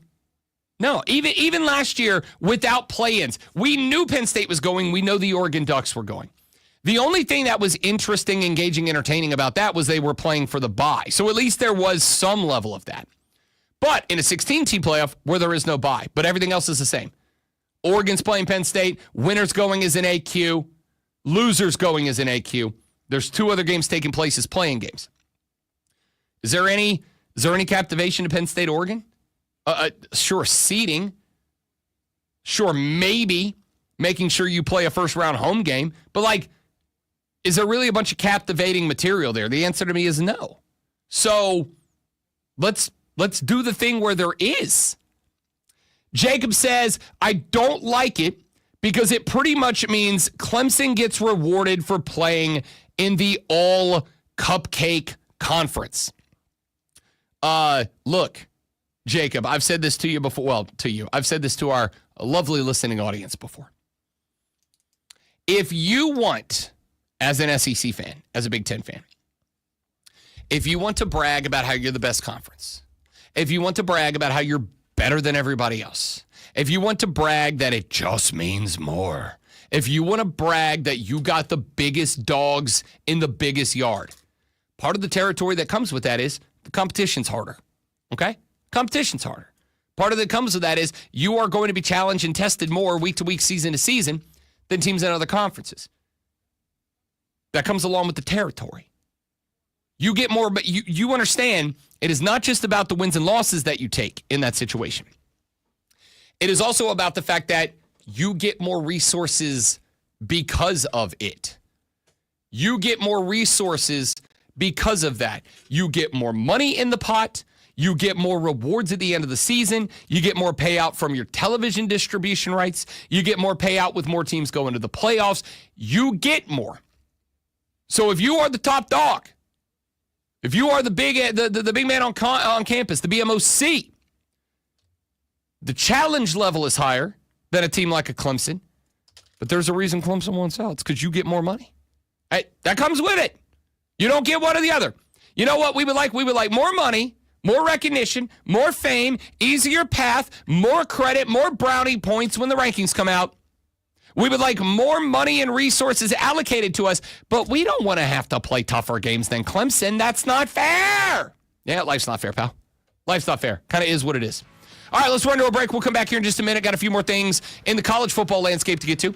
8 o'clock, Lulu Kesson is going to join us from the Greenville News. We'll talk about the Gamecocks and what their season looks like in retrospect on the baseball diamond and the things Shane Beamer said down at SEC spring meetings over the last couple of days. We'll get Lulu's thoughts, 8:40, an hour from now. Rashad Beard of the Panther Nation podcast pulls up. We'll talk Panthers OTAs. Hayden asked Mario at 9 to talk NBA playoffs.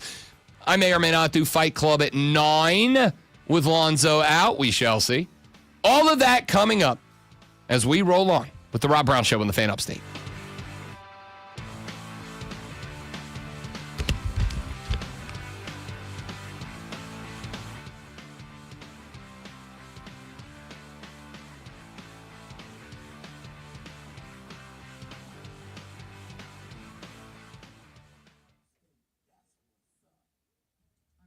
All right, guys, going to step away for a break. If y'all got any more comments, leave them in the chat. I'll get them when I come back. Don't go nowhere. BRB.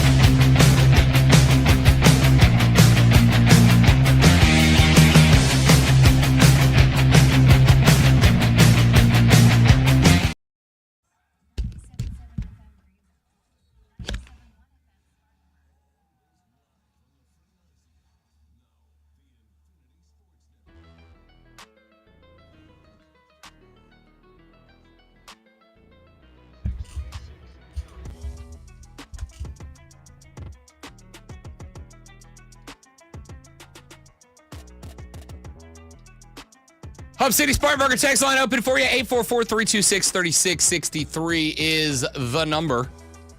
That's also the number to call to get on the show if you wish to do so. You can text me there. You can call me there. You can tweet me at The Rob Brown Show. You can get at me on Facebook at The Rob Brown Show. YouTube on The Rob Brown Show. That's the channel name if you want to follow us there. You can jump on board the Twitter at The Rob Brown Show and Instagram as well. A lot of stuff coming out of the landscape of college football the last couple of days. We have hit on most of it so far. If you want to continue that conversation, we are certainly welcome you to do just that. We will do one more here, though, because a lot of what we have discussed over the past couple of days, a lot of what we discussed is predicated on the assumption that the SEC and the Big Ten are going to go to a 9-game conference schedule at some point moving forward. I do think that is going to happen. Now, there are articles out right now. Blake Topmeyer writes for USA Today. He is down at the spring meetings in Destin, Florida right now. And he has an article up on USA Today that said SEC will likely delay 2026 football schedule decision. He writes that SEC officials arrived in Destin this week with a goal of zeroing in on a conference schedule format for football for 2026 and beyond, and they will probably leave without approving that format. He said there are 2 factors that will contribute to potentially not having a 9-game conference slate in 2026, which is the year we all believe that the 16-team college football playoff format will begin. He said the 2 reasons are thus. 1, there's not consensus behind the model. Some stakeholders want to stay at 8 games, others want to move to 9.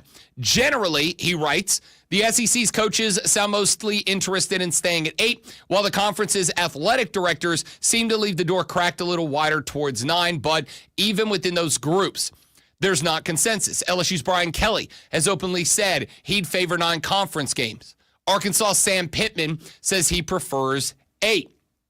Texas Athletic Director Chris Del Conte would like 9, but he acknowledged he doesn't speak for the room. Greg Sankey favors 9, but obviously he does not have a vote. Said that there's one more reason that the SEC is not yet voting on moving to a 9-game slate, and that reason is that there's not a hard deadline for this to happen. The 2025 schedule is set, and because it's got a little extra wiggle room before we've got to get the schedule set for 2026, they're not on a hard deadline. And we know that it can be done because in 2020, the COVID year, the SEC scrapped its entire schedule and with less than 6 weeks until kickoff, devised an entirely new schedule and pulled it off. Now, that is not to say that that is what they will do here. That is not to say that we will get 6-7 weeks out from the 2026 schedule and have the SEC jump out and go, hey-oh, Dave, we decided we're making a change. We're doing this thing now. Everybody jump on board. It is more along the lines of they have the ability to set a schedule within 6 weeks of the start of the season. So doing so in December, January of this or next year is very much within the realm of possibility. He says there is one more reason that they have not done this. And that is the fact that the college football playoff format for 2026 and beyond remains undecided, and that multiple SEC coaches and administrators have openly expressed reluctance to decide the conference schedule model until more information comes to light about the future playoff format and selection process. Even Brian Kelly, who is a proponent of 9 conference games, said he would prefer to slow play the conference schedule vote and not give that bargaining chip up before knowing more about the playoffs' future. The SEC has obviously been considering increasing to 9 conference games for a number of years now, has consistently stayed at 8. The Big Ten and Big 12 already play 9 games. The ACC plays 8, and the belief is that if the SEC goes to 9, the ACC likely will as well. But Greg Sankey said there is a, quote, variety of perspectives, end quote, around the league. Segi said, quote, some would say, let's just go play 9 games. More SEC games is better. Some would say, wait a second, I'm looking at bowl qualification, and it's going to be harder to get that 6-win threshold as I build my program. And then you have some who look at last year and say, our interpretation is, under the current selection criteria, losing weighs more than winning a solid game. Losing a game is more problematic until we have a better understanding on the future criteria or entry points for the CFP. We're not willing to go to 9 games. Nothing's going to move unless they can get a majority. Nothing is going to move unless 9 or more of the ADs are all on the same page and decide to make that vote. And based on what we're hearing right now out of SEC spring meetings down in Destin, Florida, they don't have the vote, or at least it doesn't feel like they have the vote. And if it doesn't feel like they have the vote, they're likely not going to go ahead and push on it just yet. So I don't really have a problem with the way that this conversation is breaking down. I don't really have an issue with the way that this conversation is taking place.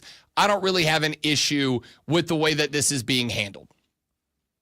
I think it basically says to me that, as with everything else, it is a decision that is slowly but surely being reached based on how do we make sure that we give ourselves the best opportunity to succeed? How do we make sure that we give ourselves the best opportunity to get as many teams in as we can? How do we make sure we give ourselves the best opportunity to make that money? Because even though the SEC coaches have said, we want that 5+11 model, 5 conference champs, 11 next best teams, even though they want that model, that is not the model that guarantees those teams the most money. That is not the model that guarantees those schools, those programs the most money. Not the format that guarantees the conference the most money. And they are going to go with the format, most likely, they are going to go with the format that is going to ensure that they make the most money. And if that is the case, going to that 9 conference games is absolutely up as a possibility. But only if they genuinely feel like that 9th game and potentially an extra loss on everybody's schedule is not going to be a huge deterrent to keeping them there.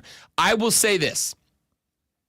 If for whatever reason, college football decides they are going to go to 16, but they are going to adopt the 5+11 model, I doubt the SEC coaches are going to say, we want 9 games. I doubt they are going to say, we want to add another SEC team in, assuming the selection process stays the same. However, if they do go with the new selection process, whether it is a larger committee, maybe they start introducing computers and AI as a possibility, whatever. If we reach a point where there is more of an objective stance that does not hammer you for losses more than it rewards you for wins, then I think you'll go to 9. But if it is just 7 dudes and a couple of gals in a room making the decision, just a handful of folks sitting in some nice lazy boys making the decision, I don't know why they would add a 9th. I don't know why they make their lives more difficult and potentially cost themselves money in the process. All right, 2 hours down. When we come back, Lulu Kessin of the Greenville News will join us here on the show. We will talk to Lulu about the conclusion of the South Carolina baseball program. Now we've had a couple of weeks to process it. We know some of the decisions that have been made. We also know some decisions that still have to be made. We'll address that with her. 8:40, less than an hour from now, Rashad Beard from the Panther Nation podcast. We'll talk Panther OTAs with us. Then at 9 o'clock, Hayden Ask Mario joins us. We will talk to Mario about the NBA playoffs, all that and more coming up on the Rob Brown Show and the Fan Upstate. The quest for the Stanley Cup is over for the Carolina Hurricanes, eliminated last night by the Florida Panthers in a 5-3 loss. Carolina took a 2-0 lead in the first period with a pair of Sebastian Aho goals, but a trio of second-period Florida goals put them on top for good. The Oklahoma City Thunder are on to the NBA Finals with a 124-94 beatdown of the Minnesota Timberwolves. Shai Gilgeous-Alexander scored 34 with 7 and 8, while Chet Holmgren added 22. The Thunder led by 33 at the half. They await the winner of the Pacers and the Knicks.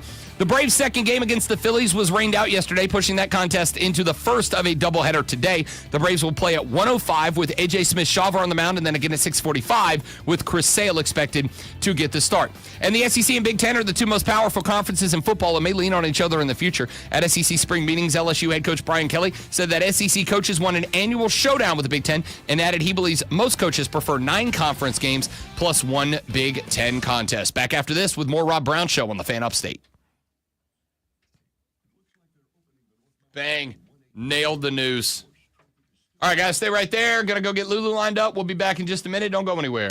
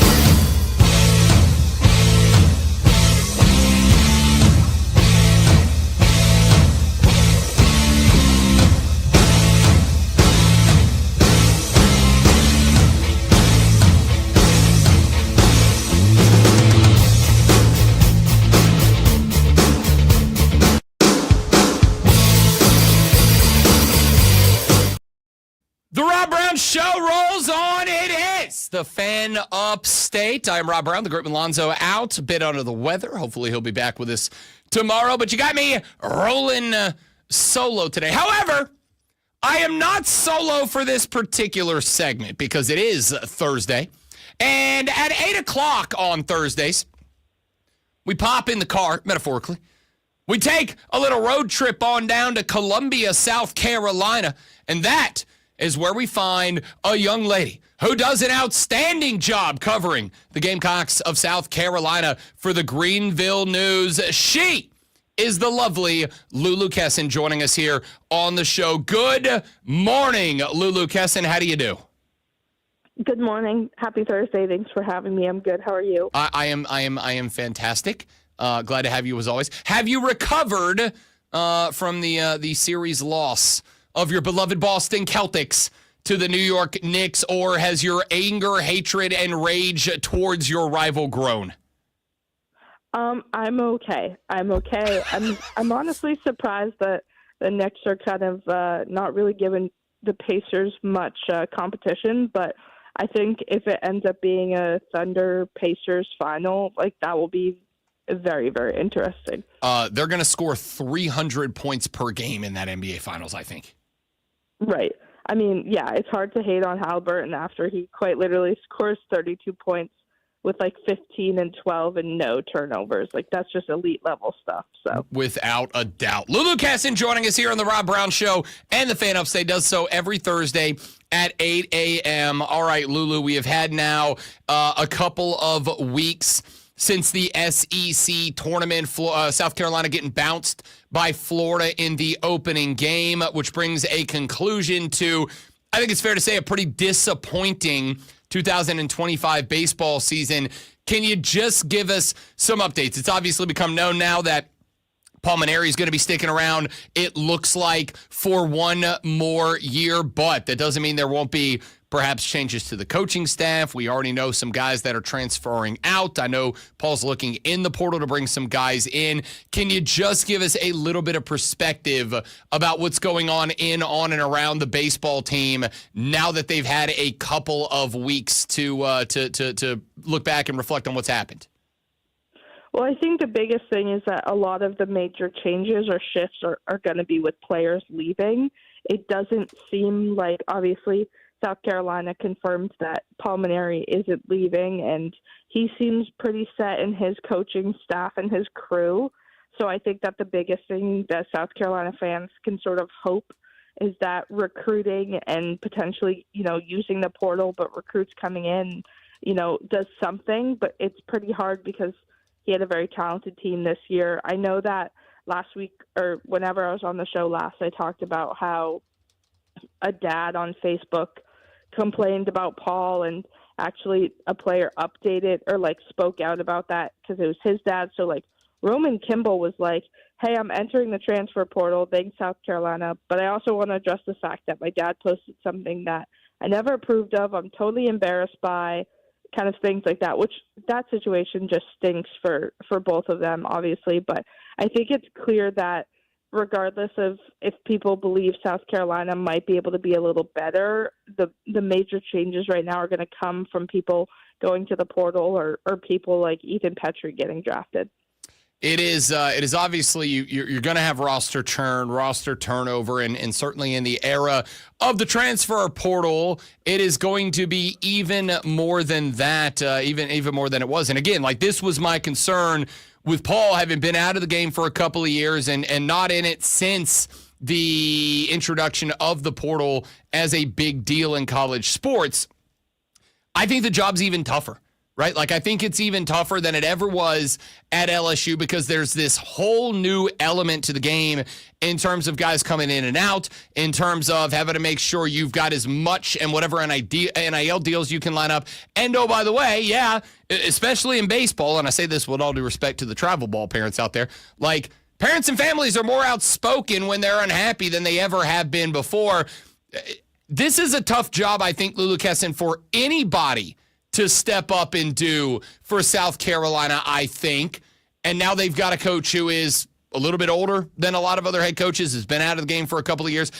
Do you have optimism about this baseball team for next year with all of those details involved?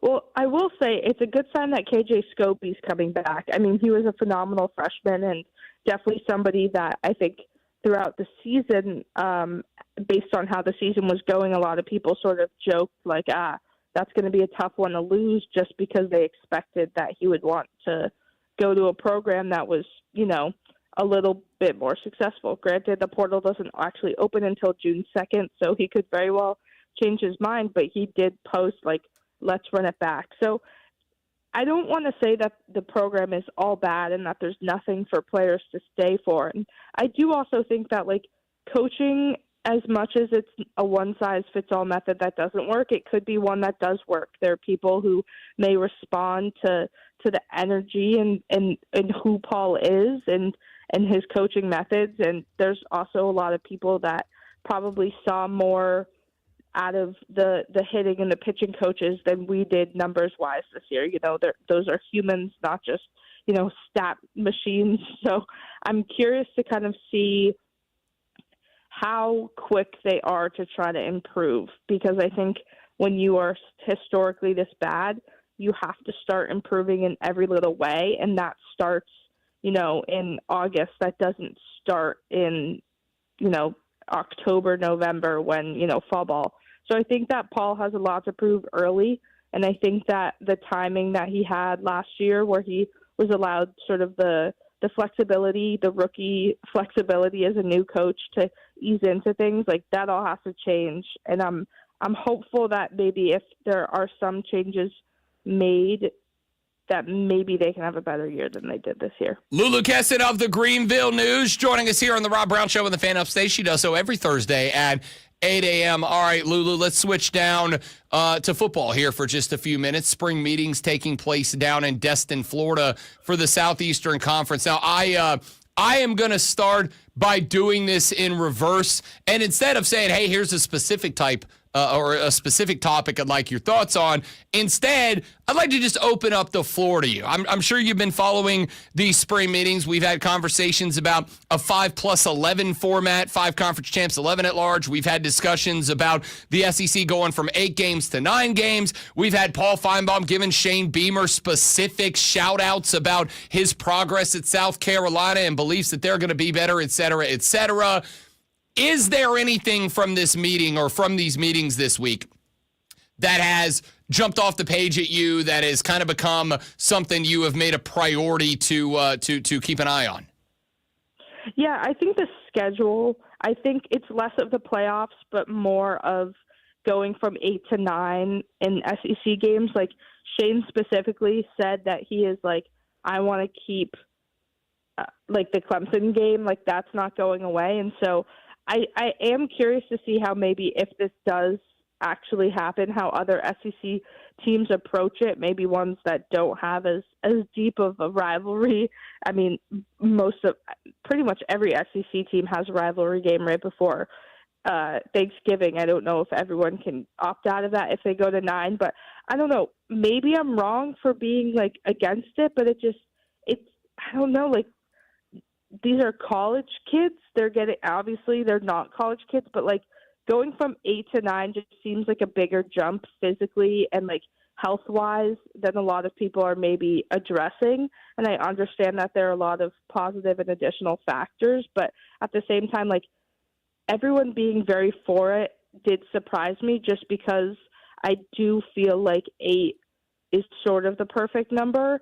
And I wonder if there's a lot of bad or potential just things that may happen as a result that aren't being discussed right now when the topic is so yeah, I'm all for it.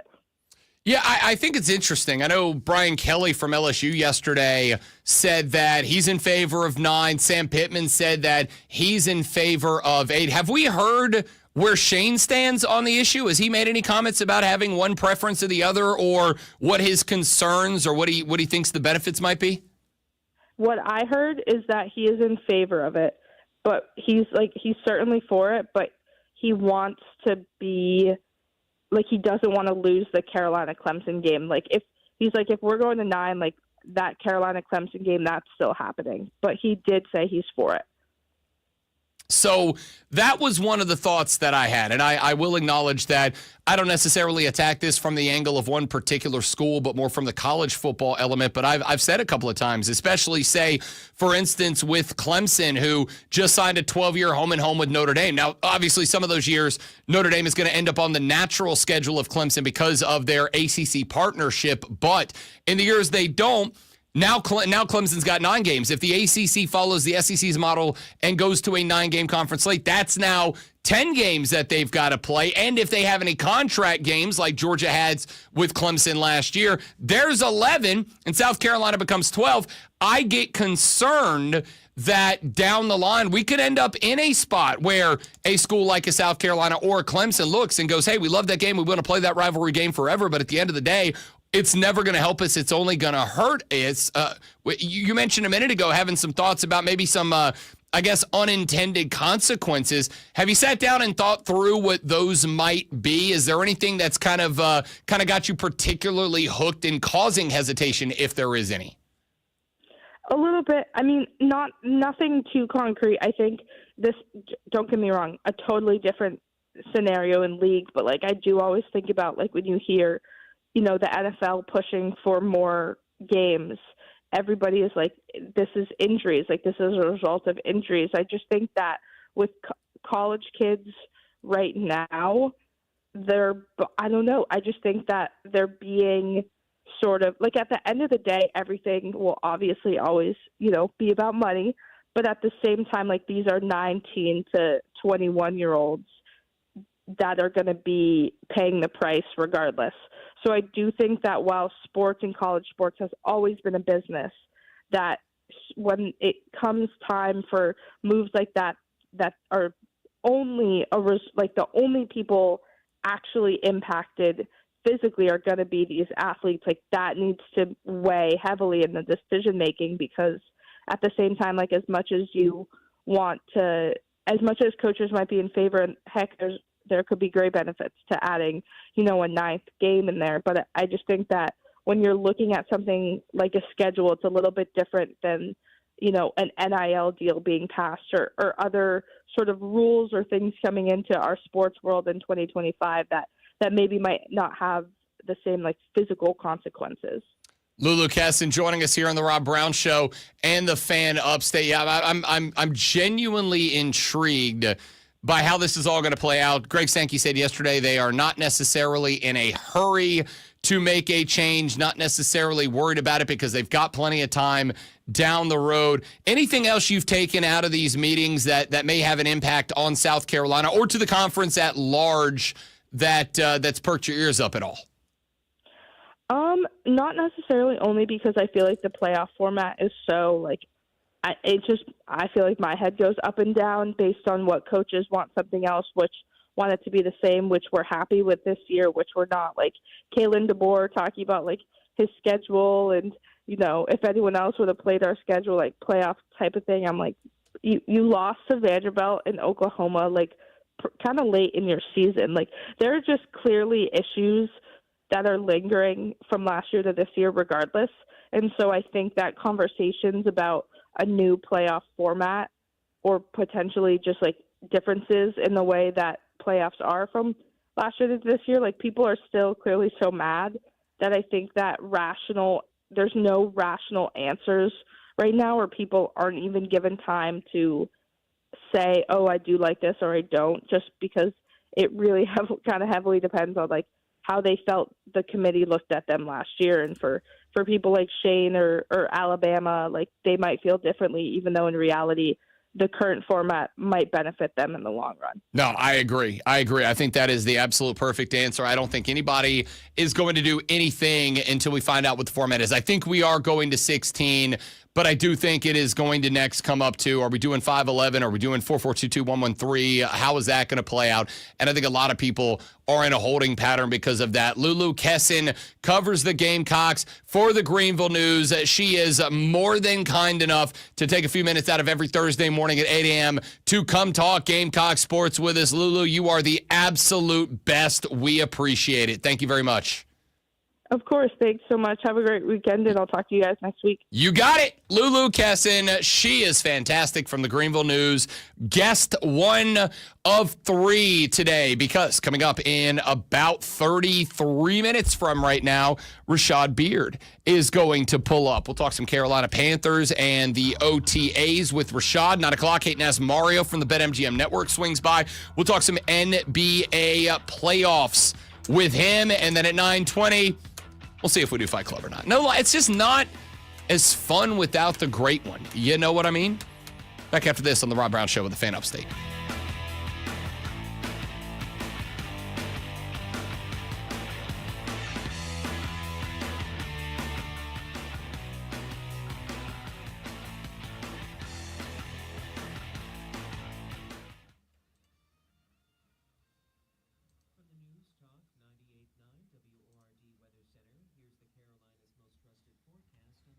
All right, guys, give me just a minute. We'll be right back. Don't go anywhere, please, and thank you.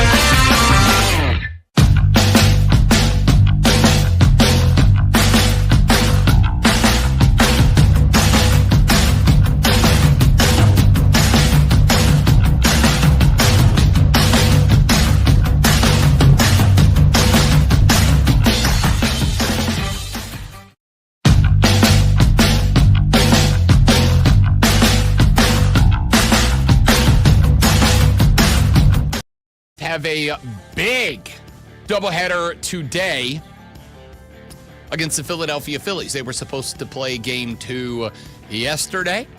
Got rained out, so they will go with the doubleheader. A.J. Smith-Shawver on the bump for game number 1 just after 1 o'clock today, and then we will see the second game with Chris Sale on the mound at 7 o'clock, 6:45, I think, tonight.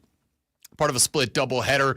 I went into this and said that this doubleheader today, this 3-game set against Philly, is the most important series of the first half for the Atlanta Braves.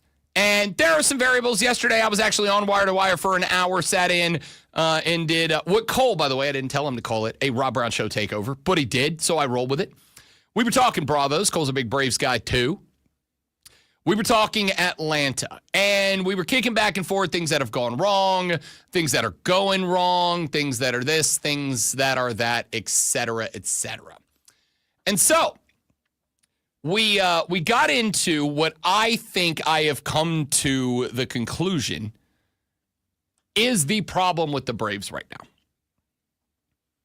I don't think there's any leadership on this team at all. I do not think there is any leadership on this team at all. I do not think that there is appropriate leadership out of the managerial staff. I don't think that there is appropriate leadership from Brian Snitker. We have pointed out this a number of times, that Snit has not just in multiple places mismanaged the roster, specifically the pitching staff in certain spots.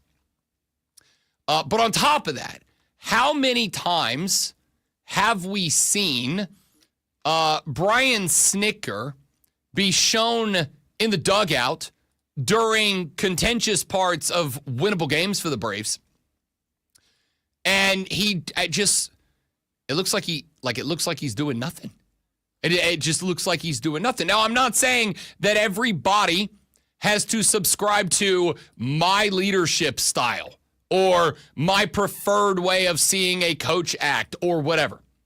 What I am saying is when your team is struggling, as the Braves definitely are, that's not a question, that is a statement. I'd like to see something. I'd like to see some fire. I'd like to see some authority. I'd like to see something. And the reality is we just haven't. Then I think I would add, I don't think there's leadership on this team either. When Freddie Freeman got sent to LA, well, he wasn't sent to LA.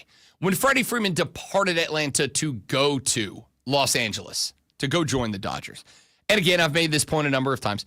I don't think there was anything the Braves could do. All right. I have fully bought into the theory that Freddie's wife wanted to go back to LA so that she could be a reality show TV star.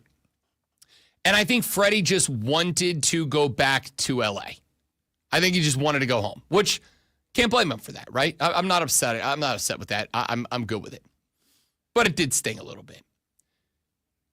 My concern was not, I was concerned about the loss of the offensive pop of Freddie Freeman's bat in the lineup.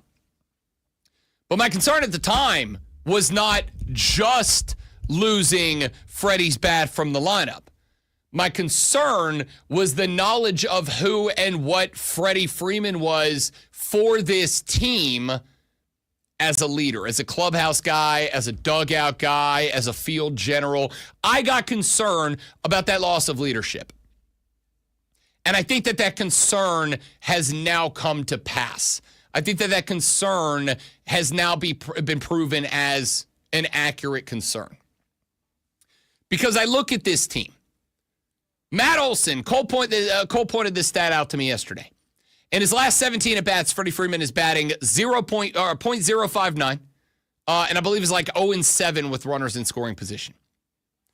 2 days ago, the Braves played the Phillies in game 1 of a 3-game set. Every opportunity to win that game. You got 4.1 innings out of Spencer Strider, Took him 90 pitches to get there, probably a lot higher of a pitch count that I would have liked, but I also know that he had lost a little bit of velo. So a lot of the just off the plate stuff that was swing and misses for guys, that's going to be something that he is going to have to work to get back sometime in the near future. But you got 4.1, 4 hits, 1 run, it was earned. Winnable baseball game there for Atlanta. They left 10 guys on the bags, 0 for 2 with runners in scoring position. Matt Olson's not the guy to be the leader right now. Leader's got to perform. Even if he goes through a slump here and there, leader's got to perform. Can't be Matt Olson right now. Austin Riley, who Cody Decker, my Saturday host, former Major League Baseball player, Cody Deck and I, for the last 3 years, have both said Austin Riley's going to be an NL MVP candidate at some point. Austin Riley had a nearly foul ball but fair ball glove and like 118,000 mile an hour throw across the diamond and recording out the other night. Defensively playing great ball. Austin Riley's bad with runners in scoring position. Austin Riley is bad with runners on base right now. Can't be him. Maybe Orlando Arcia was your vibes guy, but you had to make room on the roster to get Ronald Acuna Jr. back, and he's gone. Marcell Ozuna, he's a DH. I mean, is anybody really gonna jump in line behind the DH? I mean, maybe. I don't know. I'm going to ask Deck Saturday on Bet for the Cycle. Can a DH be a clubhouse leader? I don't know the answer to that. Ronald Acuna Jr. comes back. Club's 2 dongs in 2 days, including like a 900-foot moonshot in game number 2 against the Padres. It would end up being the only run the Braves score. But Ronnie's been gone for a year and a half at this point, right? Like, there are guys on this team who have just played their first games with Ronald Acuna Jr. On top of that, Ronnie has openly batted heads with Brian Snitker over the past couple of years. Ronnie has openly been dismissive, critical of the leadership, the administration. I don't know if he can be that leader in that spot. So, my question is, with the loss of Freddie Freeman a couple of years ago, who the hell's a leader? Who's the guy that can walk into the clubhouse, slam the door, throw his hat on the ground, get a little loud, get a little angry, get a little aggressive, and can get the boys to buy in? Because I'm watching this team right now, and I don't see it. I'm watching this game right now, and I'm waiting for somebody to become that guy, and I don't think the Braves have it. Now, that's not to say they'd get fixed if they had it. But I think it would go a long way in that direction. When Freddie left, when Ronnie got hurt and was out for a year and a half, when Spence went down and was out for a year and a half, when all these things stacked on top of each other, I don't know who the leader is. Maybe it could have been Sean Murphy. But let's keep it a buck. Sean Murphy right now is largely getting outplayed by a rookie in Drake Baldwin. Drake Baldwin is a rookie. Like, who's the guy to be the leader? And I would love to be able to say, you don't really need one. You don't really need one because you've got a great manager who handles that aspect of baseball for you. But they don't have that right now. That isn't a thing that they have right now. And if I don't have a manager who seems like he can control the dugout, if I don't have a vet who can be that guy, in fact, if the only guy I've got right now that is being consistent and over the top is a rookie catcher, who, by the way, and I said this to Cole yesterday too, maybe Sean Murphy's a trade piece now. Maybe Sean Murphy is a trade piece now that can bring in the bat you've been looking for. I don't know. We'll see. But, like, the guys that could be leaders are missing something that lets them take over and be leaders. And without that leadership, while I've got Snit on the bench, who's just not that guy. He's not that, not even clubhouse leader. He's just not that guy that keeps the team on a page together. I don't know how this gets fixed.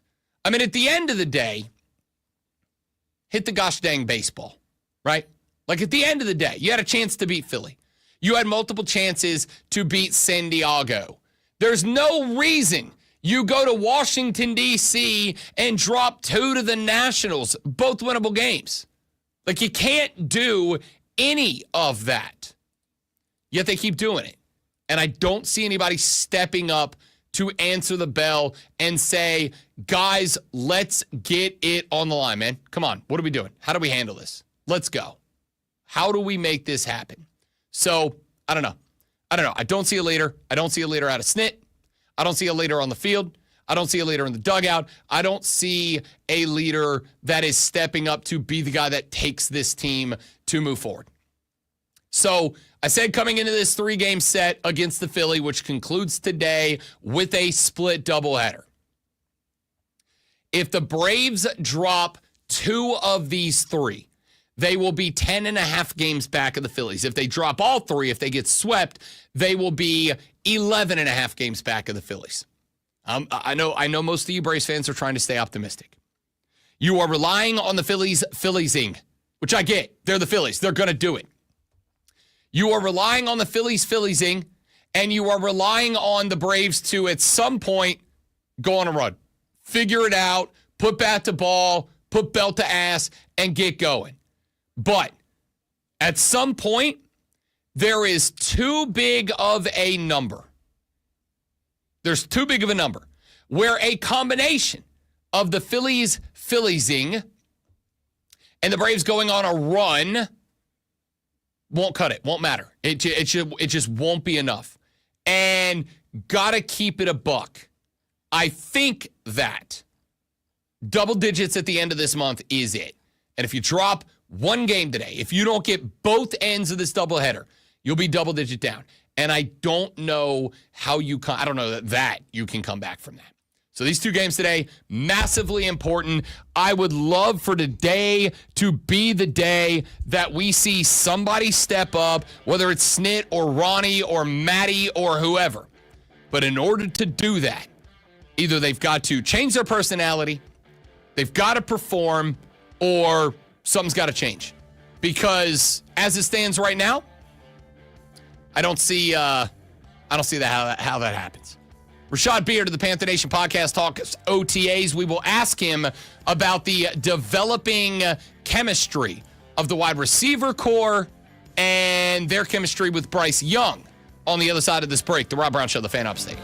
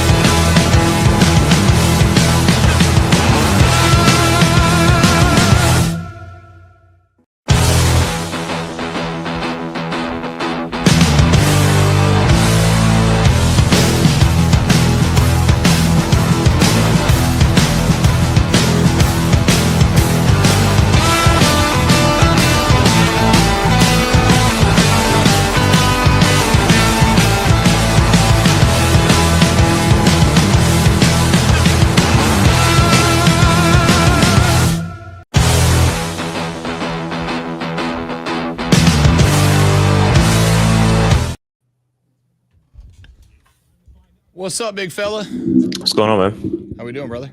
Pretty good. Glad to hear it, man. By yourself, rocking solo again? Yeah, Zoe's out sick again, so handling business, baby. It's a good thing I'm damn good at my job, Rashad. That's all I'm saying. Somebody's got to do it.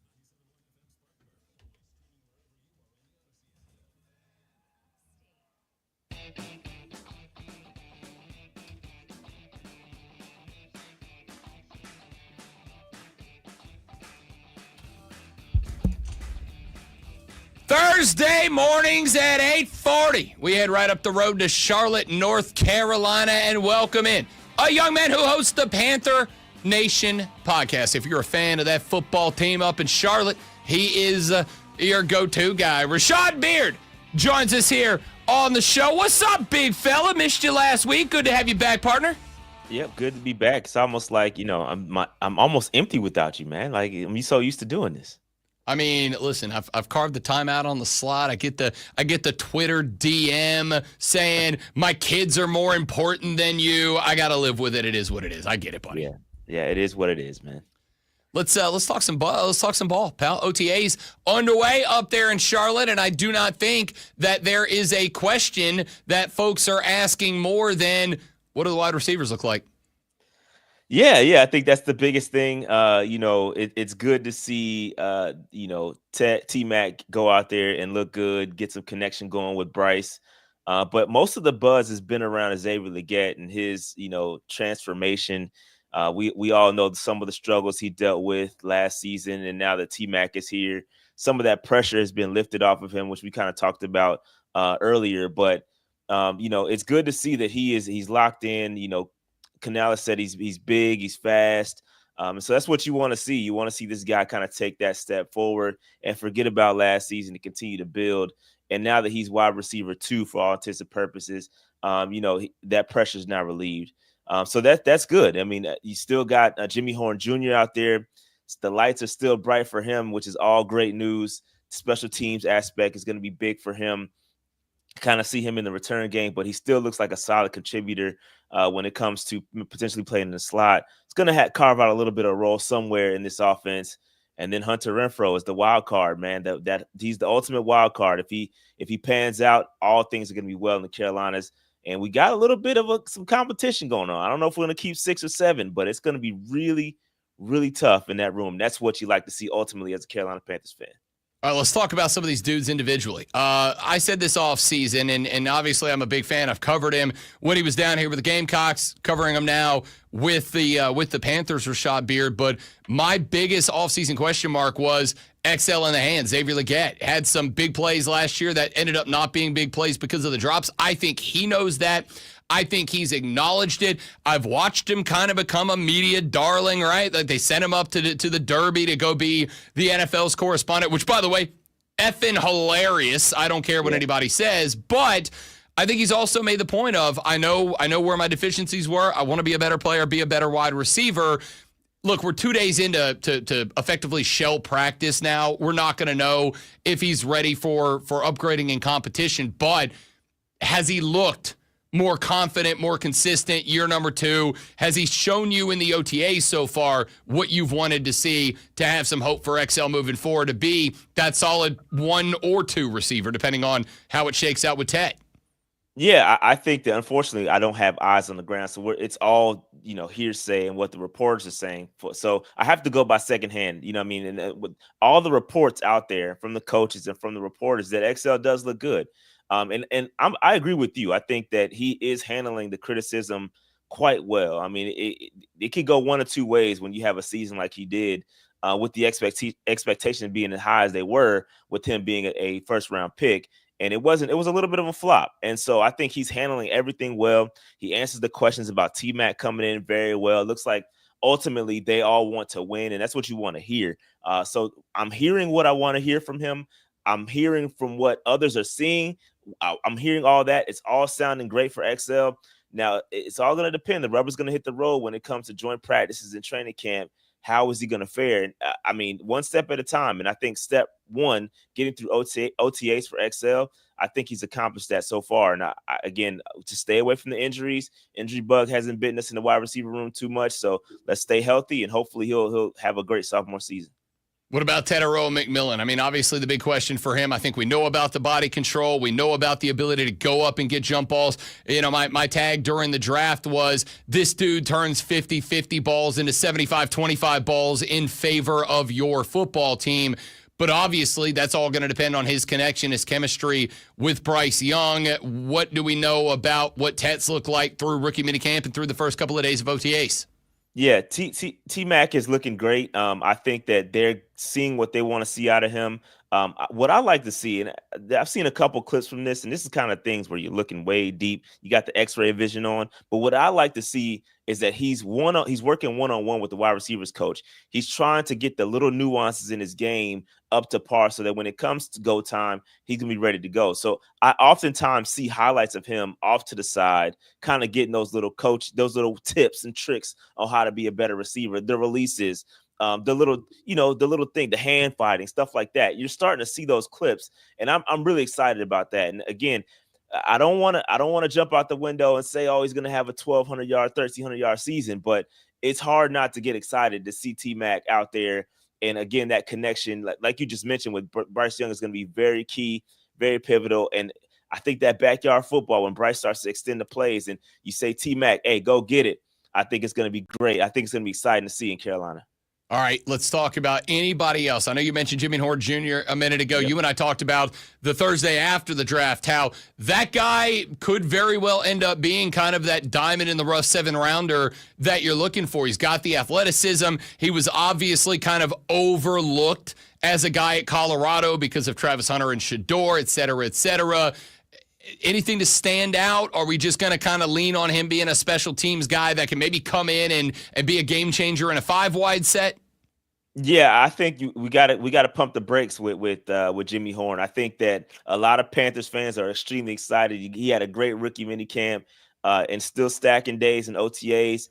I think his role starting out is going to be likely on special teams, and I think he can take the Steve Smith route. I don't want to put that on him, right? It's very popular to say Steve Smith started in special teams as a returner and then got it going and made contributions as a wide receiver, eventually becoming a wide receiver 1. I don't fully see that track for Jimmy Horn Jr., but I do expect to see him contribute in maybe the jet sweeps role because he's got speed, right? That's the thing with him is the speed aspect to his game, and that's what is missing from this Carolina Panthers wide receiver group. When you look at everything out there, XL's got speed, but a lot of these guys aren't burners. Jimmy Horn Jr. is the burner, so you're going to see him out there.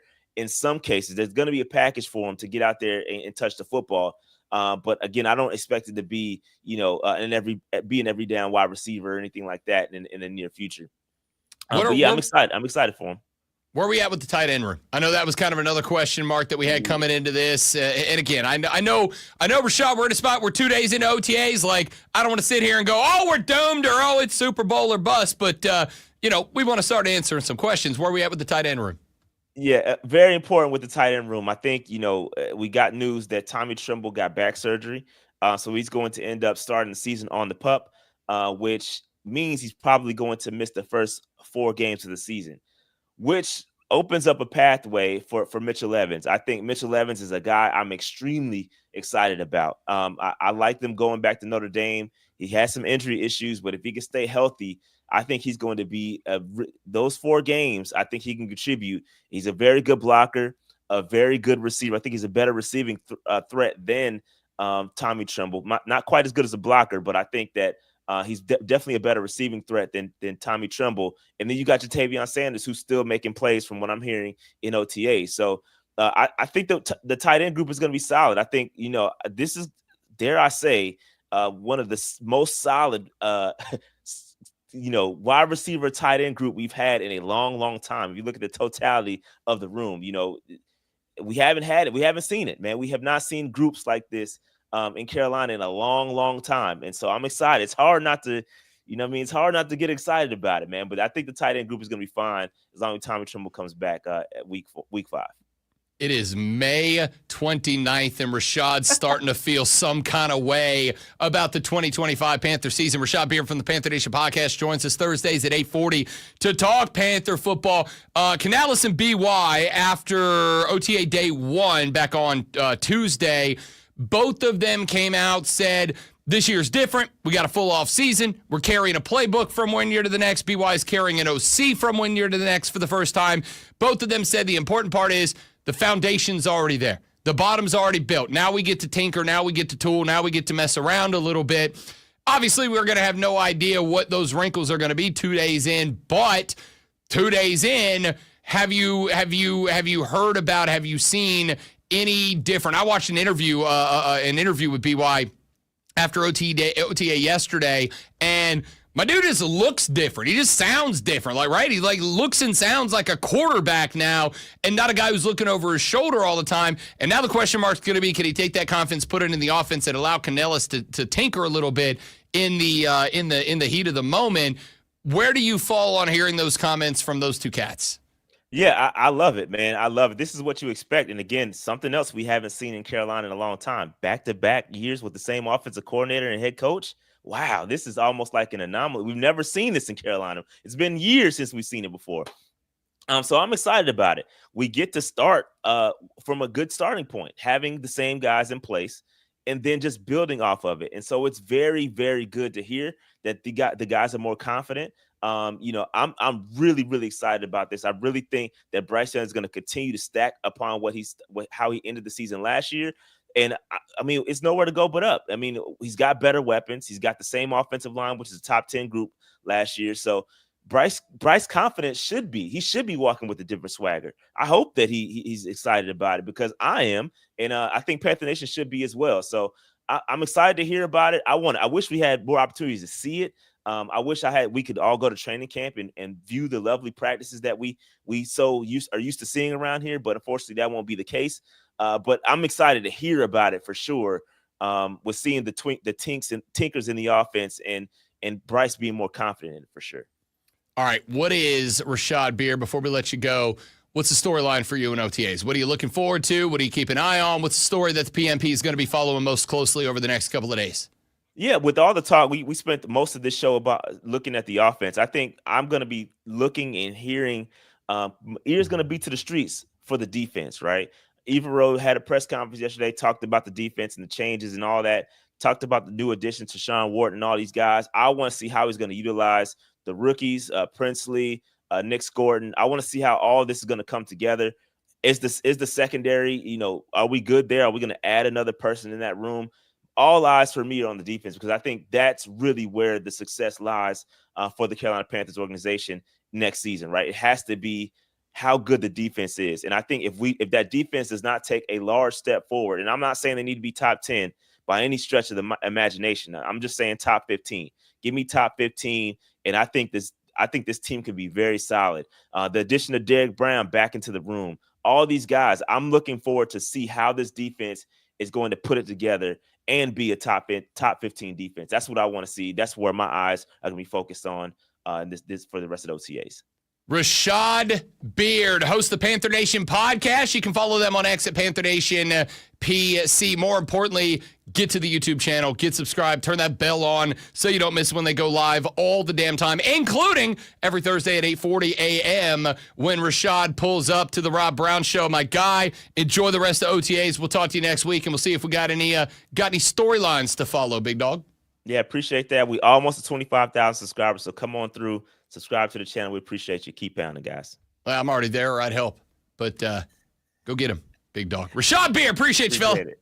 You got it. That is the man, the myth, the legend. Rashad Beard shows up again every Thursday at 8:40 to talk Panther football with us here on the show. Coming up to open up the next hour of the broadcast, Hating Ass Mario Herron from the BetMGM Network will show up. We'll talk some NBA playoffs after I do this. The Women's College Softball National Championship tournament starts today in Oklahoma City. Bracket 1 includes number 2 Florida versus number 6 Texas at noon. Number 2 Oklahoma versus number 7 Tennessee at 2:30. Bracket 2, number 12 Texas Tech versus unranked Ole Miss at 7 o'clock. And number 9 UCLA versus number 16 Oregon at 9:30. The double elimination format. See the losers of both games in both brackets play tomorrow for survival. The SEC and Big Ten are the two most powerful conferences in college football and may be leaning on each other in the future. At SEC spring meetings, LSU head coach Brian Kelly said SEC coaches want an annual showdown with the Big Ten and added he believes most coaches prefer 9 conference games plus 1 Big Ten contest, though Arkansas' Sam Pittman disagreed. The Atlanta Braves' second game against the Phillies was rained out yesterday, pushing that contest into the first of a doubleheader today. The Braves will play at 1:05 with A.J. Smith-Shawver on the bump, and then again at 6:45 with Chris Sale projected to get the start. Back after this with Mario Herron from the BetMGM Network on the Fan Upstate. All right, guys, got to pop off for a minute to get Mario lined up. We'll talk some NBA playoffs next. Don't go anywhere, y'all.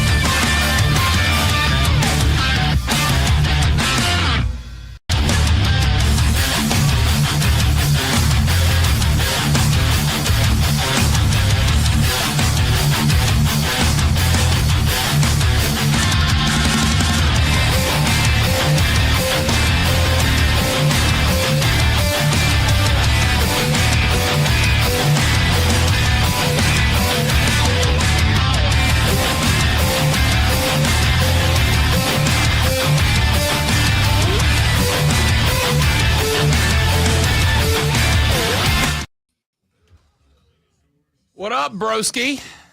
What up, big dog? How we doing? How you doing, buddy? Doing pretty good. These weather's messing up my sinuses. Do what?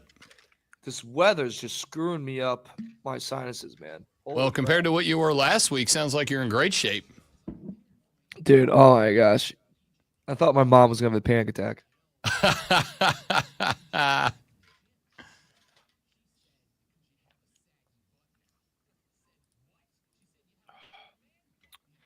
How you doing? Is Lonzo on vacation? No, he is out sick again. He came in for about an hour, and then he's like, bro, I can't do it, and he left. Jeez. Not great, Bob. Not great. What do we got on Fight Club today? I mean, honestly, I'll probably just skip it without him, because otherwise it's just me talking about wrestling to myself, which is fine. Yeah, big UFC fight next week. That's true. That's true. You won me some money last card. I appreciate it. Hey, do what we can. We do what we can. All right, coming back in 15.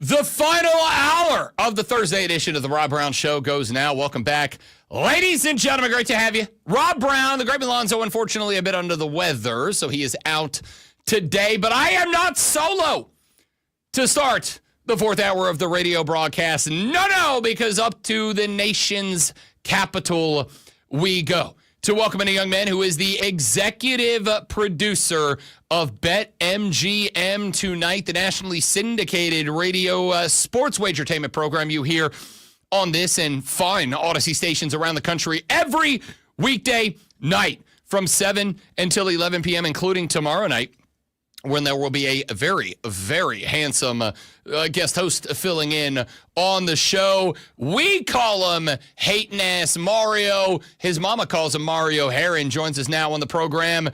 You almost died last week, man. I did. It was back-to-back days hang on. Start all of that over because I, like the genius producer that I am, forgot to turn your microphone on. Let me try again. You almost died last week, man. I did. It was back-to-back days of, it was 103.7, and it was like, I think it was 104.2 for fevers. I mean, we were just, I described it as, I felt like I was in the Fantastic Four, and I was saying flame on, and I was just booking it up to the sky, just on fire. That's how it felt. So it was a lot of fun. Let me tell you that when you get a fever that high, it's always good to just suffer. And that's what the doctor told me. You just got to suffer. And I said, thanks. Sirs in 5. I respect the Fantastic Four reference, as we are now within a month away from that movie dropping, which the nerd in me is very excited about. Mario texted me last week on Tuesday, because I do my 8:20 p.m. with Ryan and Brad every Tuesday on the show. He texted me on Tuesday. He's like, here's what we're talking about today. And I was like, great, I'll see you then. And he's like, no, you won't. I have a 103-degree fever. I was like, dude, get your ass to a hospital. Not a joke. So I'm glad you didn't die. Thank you. It was actually pretty fun because I went to like the urgent care, and as I was walking in there, 2 of my friends were in there for like some just odd reason. And so like, oh my gosh, like, what's up? How you doing? Like, we're just getting checkups, like a physical. Like, how are you? And I was like, oh, I have a 103 fever. And the receptionist behind the desk goes, honey, you come up front. Yes, you. Let's get you back there right now. I was like, all right, thank you. So it's a good time. It's always good when you see the fellas. Yeah, for sure. Let's get to the NBA playoffs, and we'll start with last night's game. The Thunder just make it not fun to watch with a 30-point win over the Timberwolves that was over before it started, and they just ran away with that thing last night. I'm in this weird spot Because on one hand, like, I feel like I am now a Thunder believer. Like, now I'm like, okay, no, this team actually is as good as a lot of folks said. On the flip side, as much as I love Anthony Edwards, and as much as I respect some of the other role guys they have on that team, I really think Minnesota outperformed, to be honest. Like, I think it's a good team, but I think they outperformed. Where are you on the sliding scale of Oklahoma City really is that dominant, or Minnesota was just way further out than they should have been in the playoffs and they got exposed finally? Where on that spectrum do you land? I'm on where Thunder is just that dominant and they're that good of a team. We've seen this whole season where they put up like historic numbers defensively, offensively throughout the year, and they're put on a pedestal for a reason, right? There's talk of, that they are the best team in the West. They're the team to beat in the West, and they're showing it right now. I think with the Timberwolves too, they were a very good explosive team. I think even with a healthy Stephen Curry, they probably take out the Warriors with how they looked and with how, honestly, Golden State looked with Jimmy Butler in that lineup. I think they would have taken out the Nuggets. I think it would have been a 7-game series. I think they would have obviously handled the Clippers too as well. I think they were the second best team in there. And there's something to be said about this trade that they had for, Karl Anthony Towns, that it kind of worked out for both sides. I don't think if you're Minnesota, you can say this season was a failure. You made it to the Final Four. That's back-to-back years you've been able to do that. Now you enter this offseason going, which role players matter to us and which do not. Naz Reid did not help himself with any contract negotiations going forward. Yeah, which is weird for a dude that like a week before we were all like, yo, Naz Reid's him. Like, what a dude. And then 5 games later, we're like, exactly. Yeah, maybe don't pay him, like overpay for him. And, maybe he shouldn't get this amount of money, but I still think he's a very fine player, but he definitely hurt his stock this past week or so. But the Thunder are this good. And I think also tough matchup for the Wolves, because as deep as the Wolves are, guess what? The Thunder was deeper. And it's very hard to beat a team at their own best game. And that's what happened in this matchup. And 1-2-3 Cancun, Minnesota enjoy the break. But they're going to be back, man. Anthony Edwards is a hell of a player. Julius Randle showed glimmers of very, very strong basketball play. And Dante DiVincenzo is a strong player. Rudy Gobert is a strong defender, even though he can get exposed sometimes. So they'll be back. I don't think they should go into this like offseason panic, Rob. I think they're a pretty fine spot. Other teams should be panicking. Minnesota should not be panicking. Yeah, I don't necessarily disagree. I do think they need to get somebody else to take the pressure off of Anthony Edwards. And I saw somebody on Twitter earlier today say that there is a parade of folks making excuses for Anthony Edwards because he got outperformed by SGA. And I would say 2 things. Number one, SGA is real good at basketball. So if you get outperformed by SGA, oh, darn, I got beat on the golf course by Scotty Scheffler. Yeah, he's the best at the thing right now. So no harm, no foul. But I would make the argument that, and I do love this about OKC, and this is why when we get the OKC Indy final, the reason I'm interested in that series is because I think Indy has what Minnesota doesn't, which is when you get to a point where Ant comes down the court with the basketball, if he goes left and he gets passed off to another defender, he's up against the top 20 defender in the league. And then if he goes right and gets passed off to another defender, he's up against the top 20 defender in the league. All the talk about Oklahoma City Thunder pace and offensive, their defense is spectacular, and they do not get enough credit for it. And there was no one to relieve that pressure on Anthony Edwards. There was no one else. And ordinarily, that's a spot, Mario, that I want a dominant offensive 5. I want a guy that I can get the ball into the paint and go, you can't just come attack me at the timeline.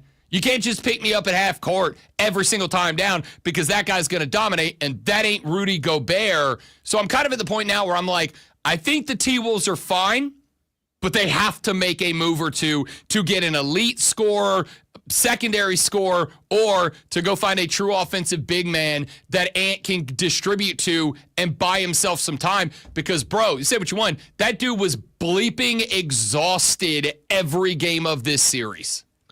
And to your point, when you I call it like hunting, right? Like there's no hiding on an NBA floor. If you're a weak defender, they're going to find a way to get you switched onto their best player and kind of dive into that matchup and get a bucket.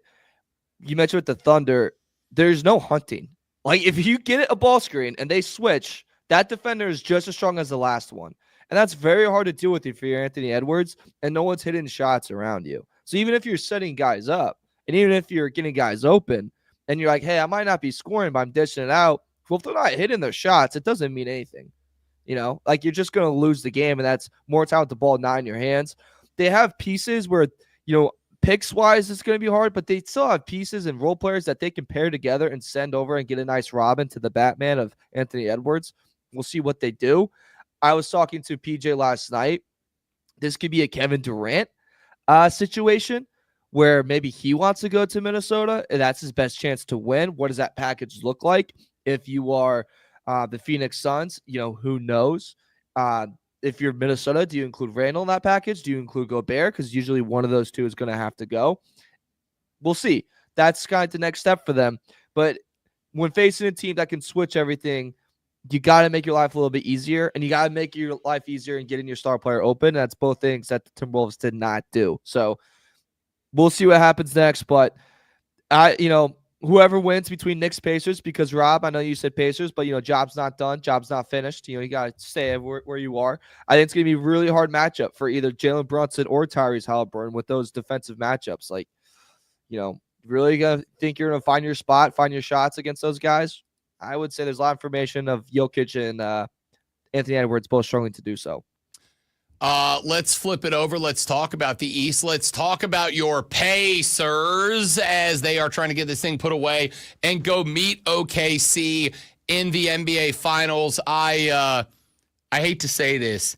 As much as I love ribbing hate-ass Mario, as much as I enjoy bathing in his misery, dude, I like your basketball team a lot. I like the team. I like the vibe. I love Tyrese Halliburton. Somebody said to me, he looks like Steve Urkel when Urkel was playing basketball in Family Matters. You're not old enough to get that reference, but trust me, they're right.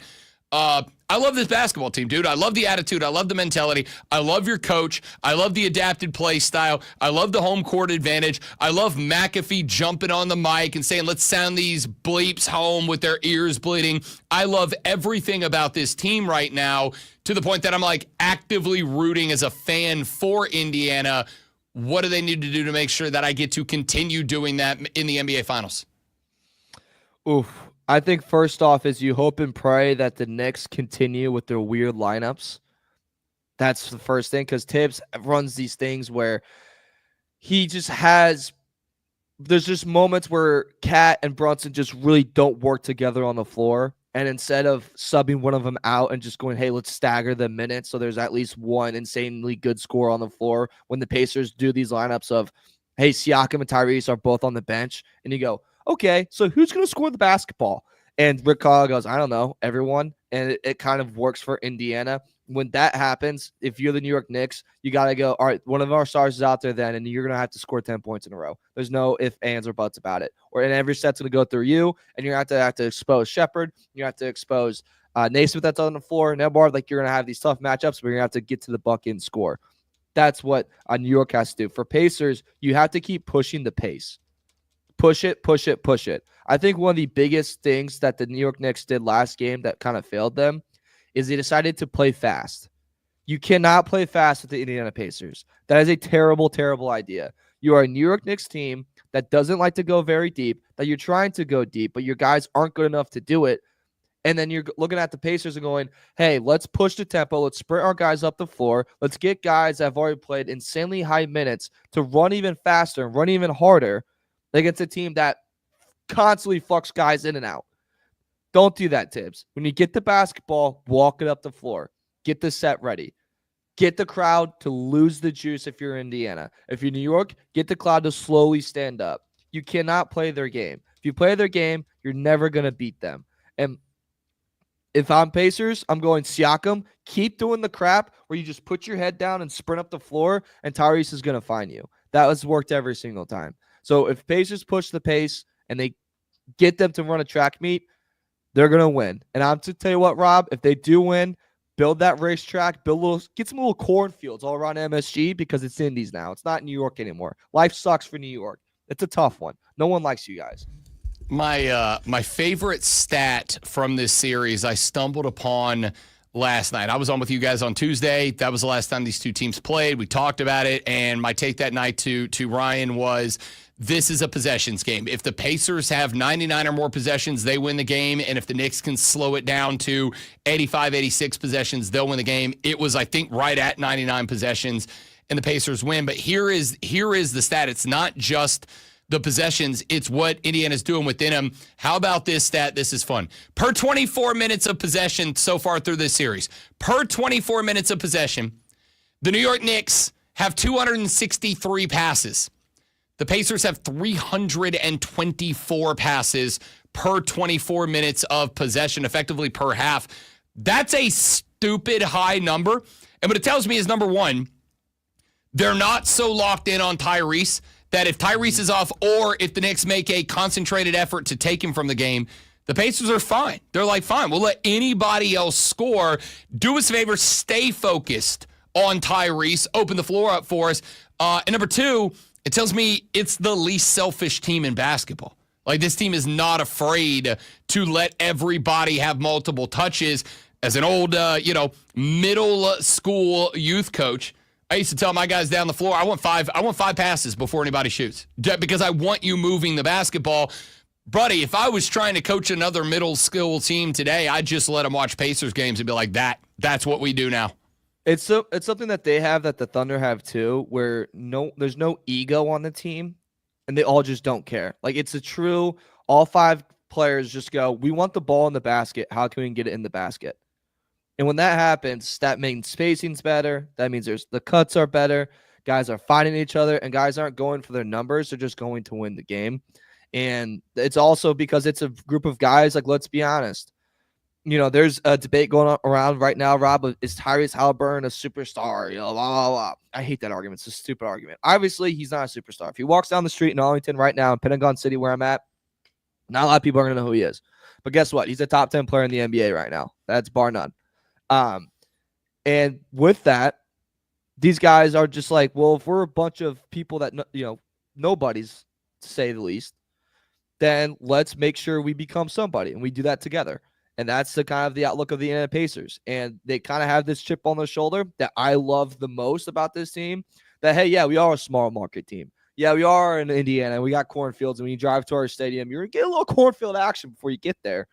But guess what? We're going to whoop your butt. And guess what? You better be ready to play. You better be ready to run. And we're going to be very, very physical with you. My favorite thing that Bennett Mathurin, I know I've said this multiple times, my favorite thing that he does is he never stops talking, and he never stops bumping into you. He just likes to let you know that you're there. It's like my nephew with his mom. He just likes to bump her every now and then, and she probably falls off balance because he's a bigger kid than he lets on. And he just goes, Mom, I just want to let you know that I'm there. This discussion about Tyrese Halliburton, I think we were talking about McAfee a minute ago. I think his shirt said, like, overrate this or something like that. Absolutely hilarious. The narrative has been that Tyrese saw he's the most overrated player in the game and took that personally, like Jordan said back in 2020. I don't think that's the case, dude. I think he's just a good basketball player. Like, he doesn't strike me as that guy that's like, I need to go out and prove this to anybody. I think he's just a basketball player that says, I got to go out there and play whatever style of basketball game I need to play to make sure that the boys get the dub. I think that is why, like, right now, obviously, if somebody said you got one guy to start a team around, I think most of us are going to say, if we say one of the two that are probably going to be the stars in the finals, SGA or Tyrese Halliburton, I think most people are going to go with SGA. Yeah. I don't think you'd be nuts for going with Tyrese Halliburton, because he strikes me as absolutely the dude that is, more than SGA, going to make four other guys on the court better, and that's why the Pacers are where they are right now. He's unselfish with the basketball, and he sets you up. That's like it. He's the easiest of all time to play with. And it's kind of like the argument, I know this is going to be a wild comparison, but kind of the argument with Jokic, where it's like, you're going to get the matchup you want because so much focus is going to be on him, and he finds the right passing lanes, and he's going to get you open. So you're going to enjoy, you're going to have fun playing with them. Similar kind of, I guess, it's a little different, but like why people love playing with Curry. And like Kevin Durant talked about this, and Klay Thompson talked about it ad nauseum, but he's like, there's so much focus on Curry, and Curry's passing is kind of very underrated, where you go, oh, so you're going to have, 2 to 3 guys descend on Curry as soon as he gets the ball. man, this leaves a really good matchup for me. I can kind of expose the defense, right here. I can kind of, get to the elbow pretty easily right here. And that's, I think, the similar thing with Tyrese, and is he's going to be able to kind of get you the ball when you need the ball and where you want it every single time. And not a lot of guys can do that in today's NBA. A lot of guys are shooting first. He's passing first. Pacers Knicks NBA Finals, Pacers Thunder NBA Finals, assuming that is where we get. Take the Sirs hat off and give me your basketball guy breakdown. How long does it go? Who wins? I think it would go 6 games, and I think the Thunder would win in 6. The part that Indiana will struggle with is the past matchups that they have teams that, I've said this a lot of times, but don't go very deep, and they force them to go deep. If you force the Thunder to go 9 deep, they are comfortable. They are fine. They have no problem with it, and that's where I kind of worry. I worry about Tyrese getting picked up full court by a row of defenders that make your life a living hell for the full game. And I worry about Miles Turner's matchup against Isaiah Hartenstein, and I worry about Siakam and his matchup. Whether it's Caruso, whether it's J-Dubs, that's the things that I go, that's where I really lean the Thunder. And I think SGA is also the best player on the planet. And he's going to put up games where he shows that every single time, like he has done so far this playoffs. Hating ass Mario Herron, executive producer of BetMGM tonight, which you can hear on this and find Odyssey stations everywhere, every weekday night from 7 until 11 p.m. I will be sitting in on that show tomorrow along with Mario and Ryan Horvat. Looking very much forward to it, my man. Appreciate you pulling up, big dog. I appreciate you, and God bless America, and God bless Fevers going away, and God bless Marab beating the living crap out of Sean O'Malley next week. Oh, we're going to talk about that next week when Zoe is here. Second off, I don't want the fever to go away. Big Caitlin Clark guy over here. I'm glad yours did. Yes. But I need her back now. I can't do more games like I did yesterday. I need CC back. So can we just go ahead and say that the king of basketball is the state of Indiana? Mario Herron joins us every Thursday at 8 a.m. We are back after this on The Rob Brown Show on the Fan Upstate.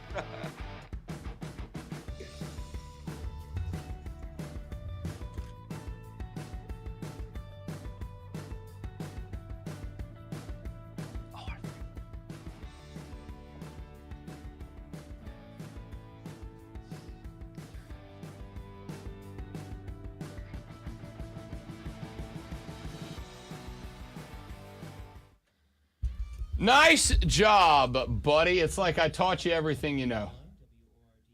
You're not wrong on that. Dude, I totally forgot to mention this, too. I had a ticket to Game 3 on Sunday. I told you this, my parents have season tickets. Yeah. And my dad gave them away because not everyone could make it to the game. And he goes, you had a fever, so I didn't think you'd want to go. So I gave them away. I go, Dad, I had a fever on Thursday. I would have been fine by Sunday. I'd have made myself be fine. I'd have just lived in an ice bath for a couple of days. Literally. And he goes, well, maybe if they make it to the finals, we can go. I go, Dad, how the hell am I going to do that? I don't know, buddy, but you're going to figure it the F out is what you're going to do.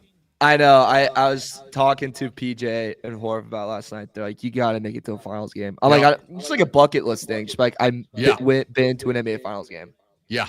I will tell you right now, I will fly up there and produce for a couple of days if that's what it takes to get you there. You cannot miss that, dude. And your team in the NBA Finals, you can't miss that. Dude, I have 2 big sports regrets in my life. There are only 2 sports regrets I have. Regret number 1 is that I never went to a game at Old Yankee Stadium before they knocked it down. I will never forgive myself for that. And regret number 2 was that when the Saints went to the Super Bowl in 2009, I had an opportunity to take a ticket. It was going to cost me like $1,500 to go, but I turned it down to stay and be a good employee and work a Super Bowl party remote to make $500. And as soon as Tracy Porter picked the ball off and took it back pick 6 and the Saints were going to win, I was like, I have effed up, dude. I have messed up. I should be in that building. And I've never forgiven myself for that. If you get a chance to go see your team play for a title, even if it's one in a series, go. Yeah, I know. Dude, and also just the energy of, because Indiana loves their basketball. Dude, the energy downtown and just throughout Indy was fucking awesome. I have no doubt. All right, big dog. Got a jet. Appreciate you, brother. I'll see you. See ya. Mario's a dude. Ain't no doubt about it. Mario's a dude. All right, guys, stepping away for one more minute. I'll be back here to wrap it up after this. Don't go anywhere.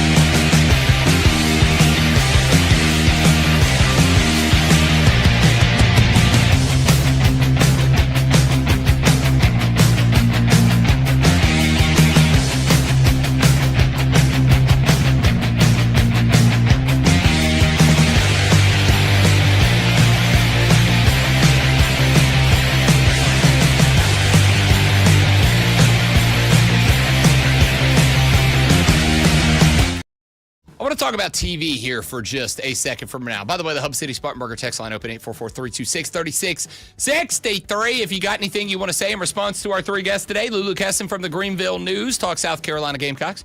Rashad Beard at 840, talk to Carolina Panthers. And Hayden asked Mario in the last segment, talking NBA playoffs. Shoot a text to 864-326-3663, or call and jump on the air. You're welcome to do that as well. Want to talk TV here for just a second, specifically two things that have been on mine over the past few days. I would like to go back over the weekend to the Coca-Cola 600, the longest race on the NASCAR schedule, which ran this past Sunday up at Charlotte, and the ACC Huddle, which is a program that airs on the ACC network regularly, but last night they did a very special episode of it. I want to start with the ACC Huddle from last night. Last night, they sat down Dabo Swinney, head coach of your Clemson Tigers, and Bill Belichick, head coach of the North Carolina Tar Heel football program. Sat those two coaching titans down together to have a conversation. I watched it twice. I watched it on the first run at 7 o'clock, and then I happened to still be up. I had the hockey game on. I had the basketball game, so I put it on the laptop, and I rewatched it at 8 o'clock. And I am going to say, Texter sent a text to the text line that reminded me of this a few minutes ago, but he said, have y'all talked about the Hoodie and Dabo show last night? How awesome it was. Did you guys watch it? I know Zoe's going to hate on it, but he does drink that haterade, and he does. Ain't no doubt about it. But, tis what it is. I did watch it. I thought it was great. I will say, I thought it was filled with more coaching cliches than your traditional postgame press conference, but I thought it was good. I do think that in order to think that it was good, I think you have to either be a Dabo fan or a Clemson fan. I think you have to either be a Hoodie fan or a Carolina fan, or you just got to be a football guy. They had some interesting talks, obviously, about the future of college football and NIL deals, and Dabo talked a lot about his portal philosophy, which is we're going to use it, but we're going to use it sparingly and only where we feel like we have to use it. I'd rather have my guys. They talked about the different coaching philosophies, et cetera, et cetera. And honestly, again, I thought it was pretty good. I thought it was pretty good. Did I go gaga over it? Did I finish it and think like my world had changed? No. All of the things that Dabo said were pretty much stuff that I've heard him say in person or that he said to me on this radio program in the past. It didn't blow me away. Did Hoodie say anything that I didn't expect him to say that he hasn't already said? No.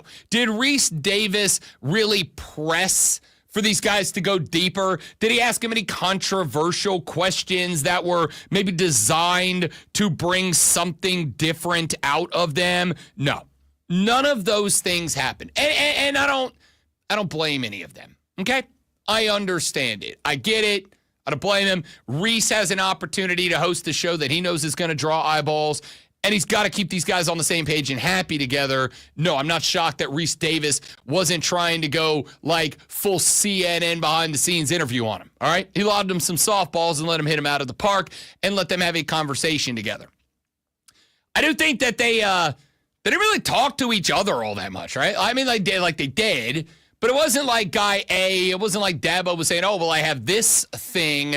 And then the guy after that, Bill Belichick, said, well, actually, I think that. And then, no, I think that. Like, it wasn't that. And I don't think I expected it. But it was good. And that's the type of TV show that I want more of in the world of sports, right?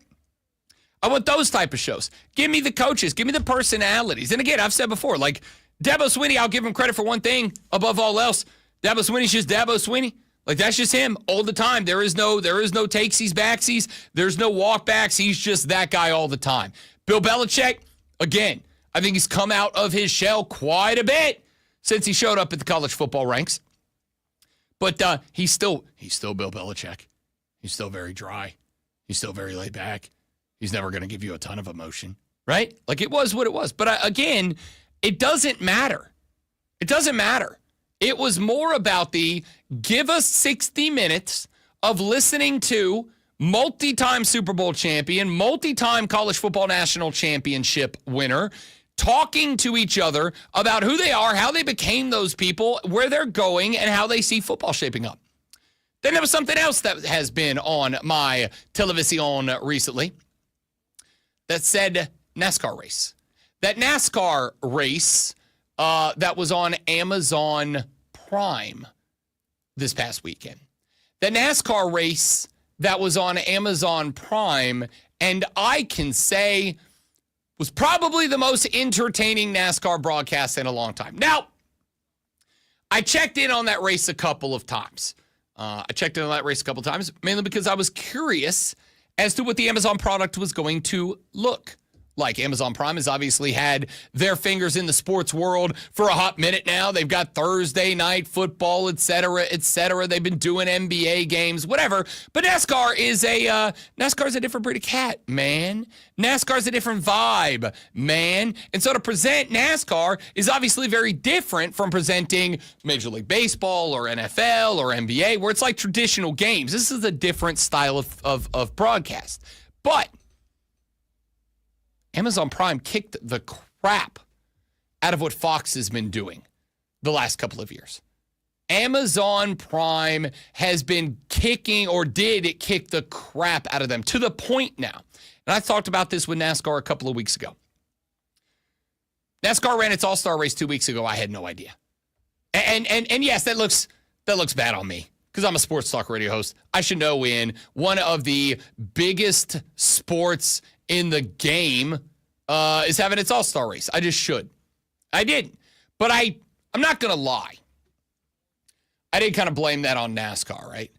I kind of blame that on NASCAR. I'm like, if you guys at this spot, if you guys aren't giving me enough that I can get excited. If you guys aren't giving me enough of a broadcast, of a product, of races, whatever you want to blame it on.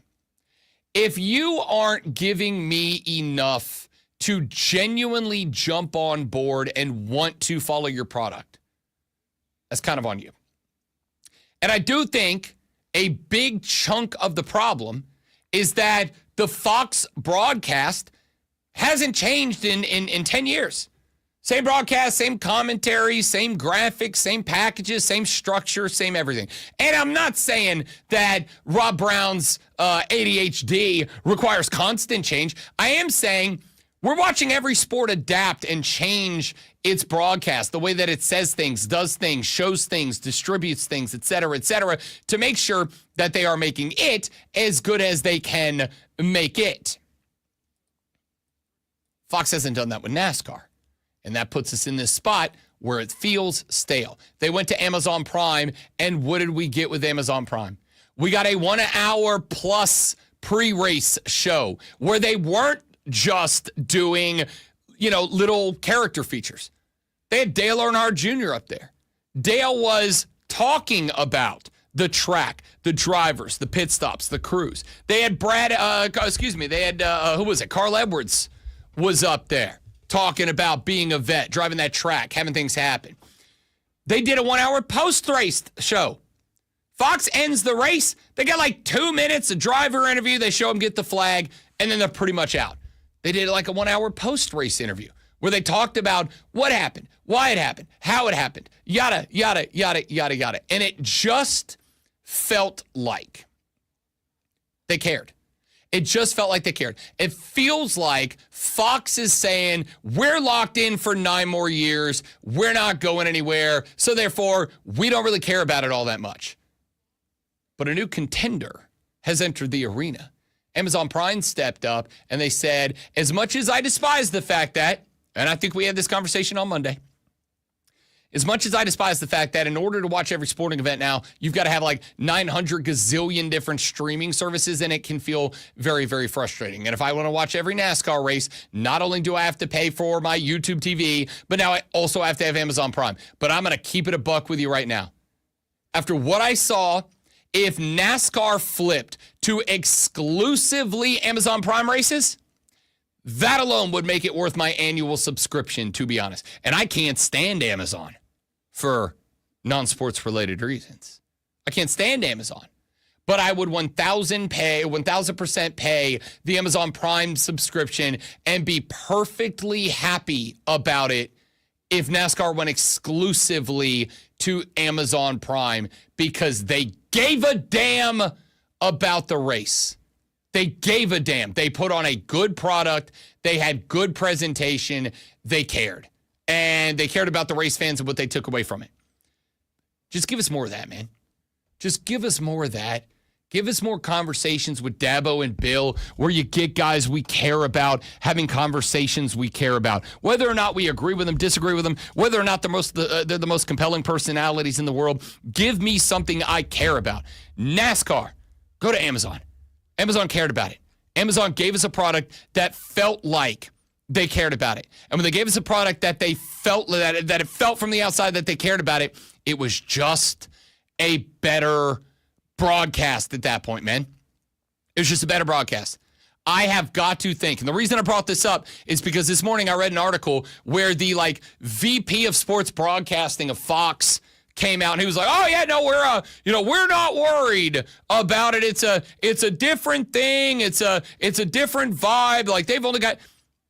That guy does not come out and have a full press release caliber take about Amazon's one race so far, unless he looked at it and went, "Oh crap. We're not nailing it anymore." They are. Now, hopefully, this is the competition level that forces Fox to up the game and make NASCAR races more entertaining so that they don't become the 9th priority on any given Sunday to me. But we'll see. TV people, just put stuff on that we care about. Give us personalities we care about. Talking about things that we are going to care about the sports we care about. It's not that hard. Take a break. Back after this. Wrapping it up the show next on the Rob Brown Show in the Fan Upstate.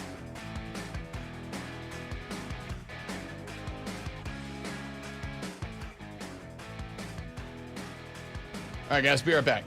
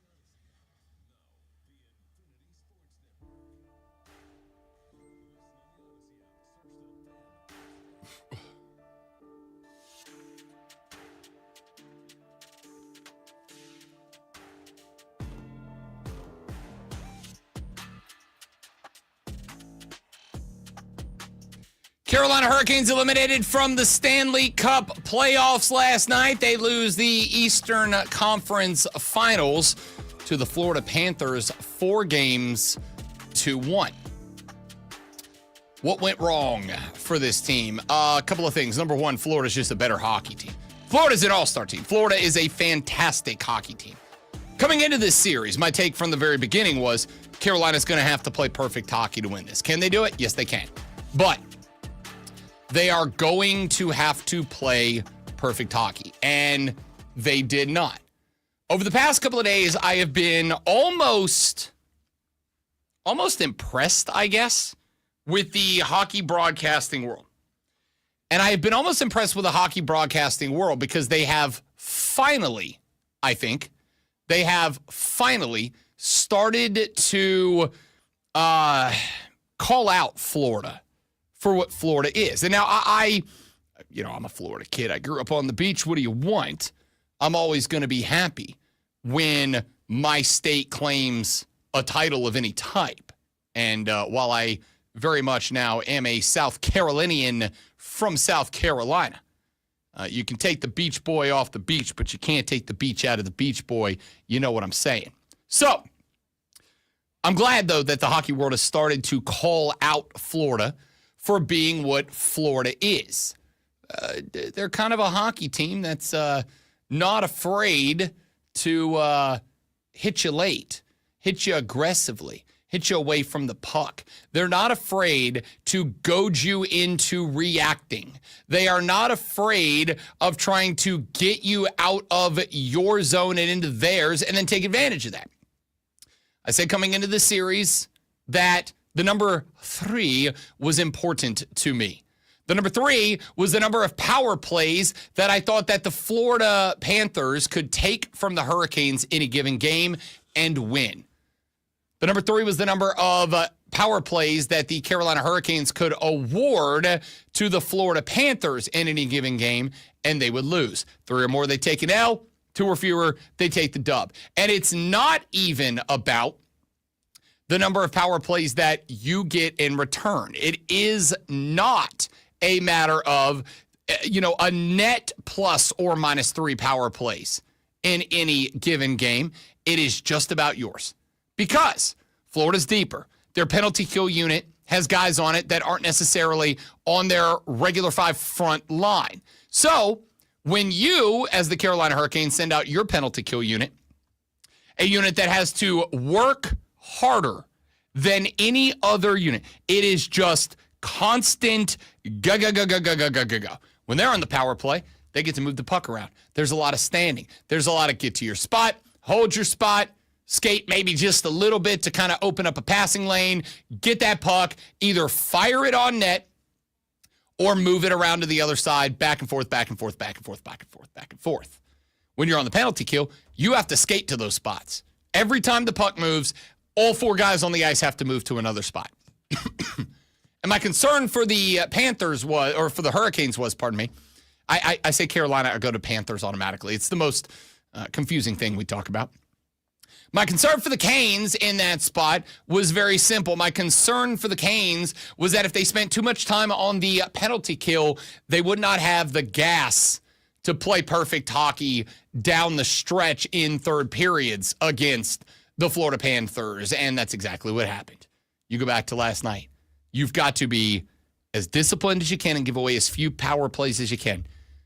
They gave Florida, what did we say, 6 or 5 power play opportunities? Dallas scored on 1.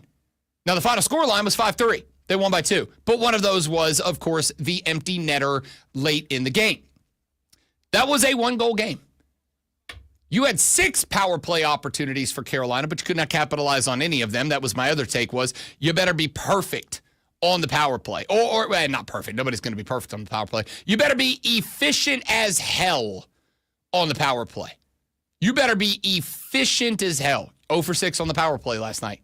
You gave them 1 on the power play. It was a 1-goal game. If you were either better on the kill or more disciplined and not have to be on the kill, or more efficient on the power play, you probably win that hockey game last night.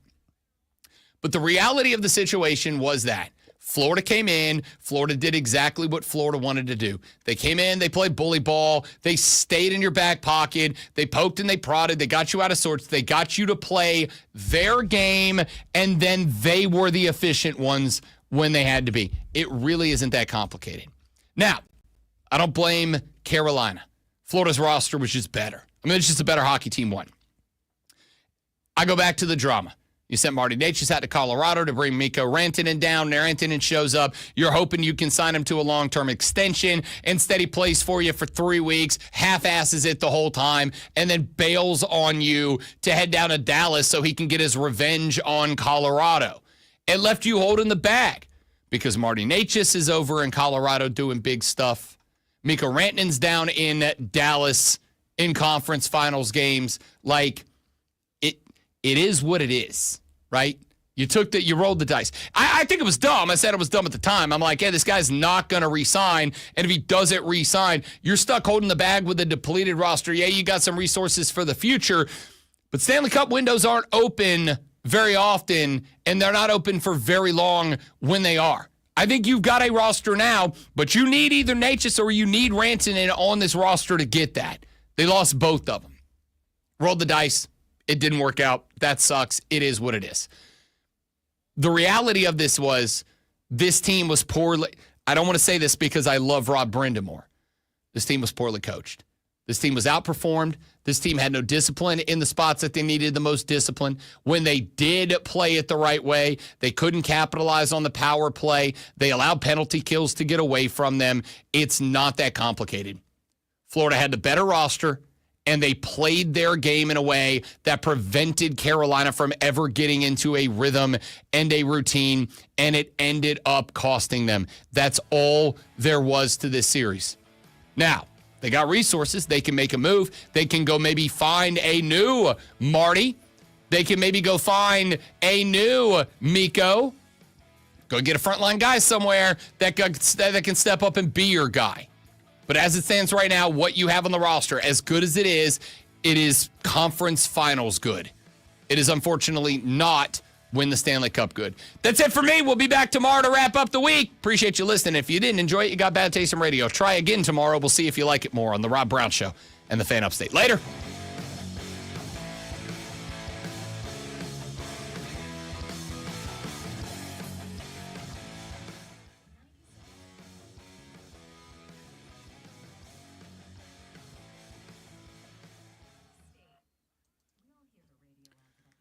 All right, dudes and dudettes, I appreciate you being here. I got a split. Thank you for watching. If you liked it, do us a favor, share it around on social media. Help us grow the show so we can get rich and famous and retire sooner.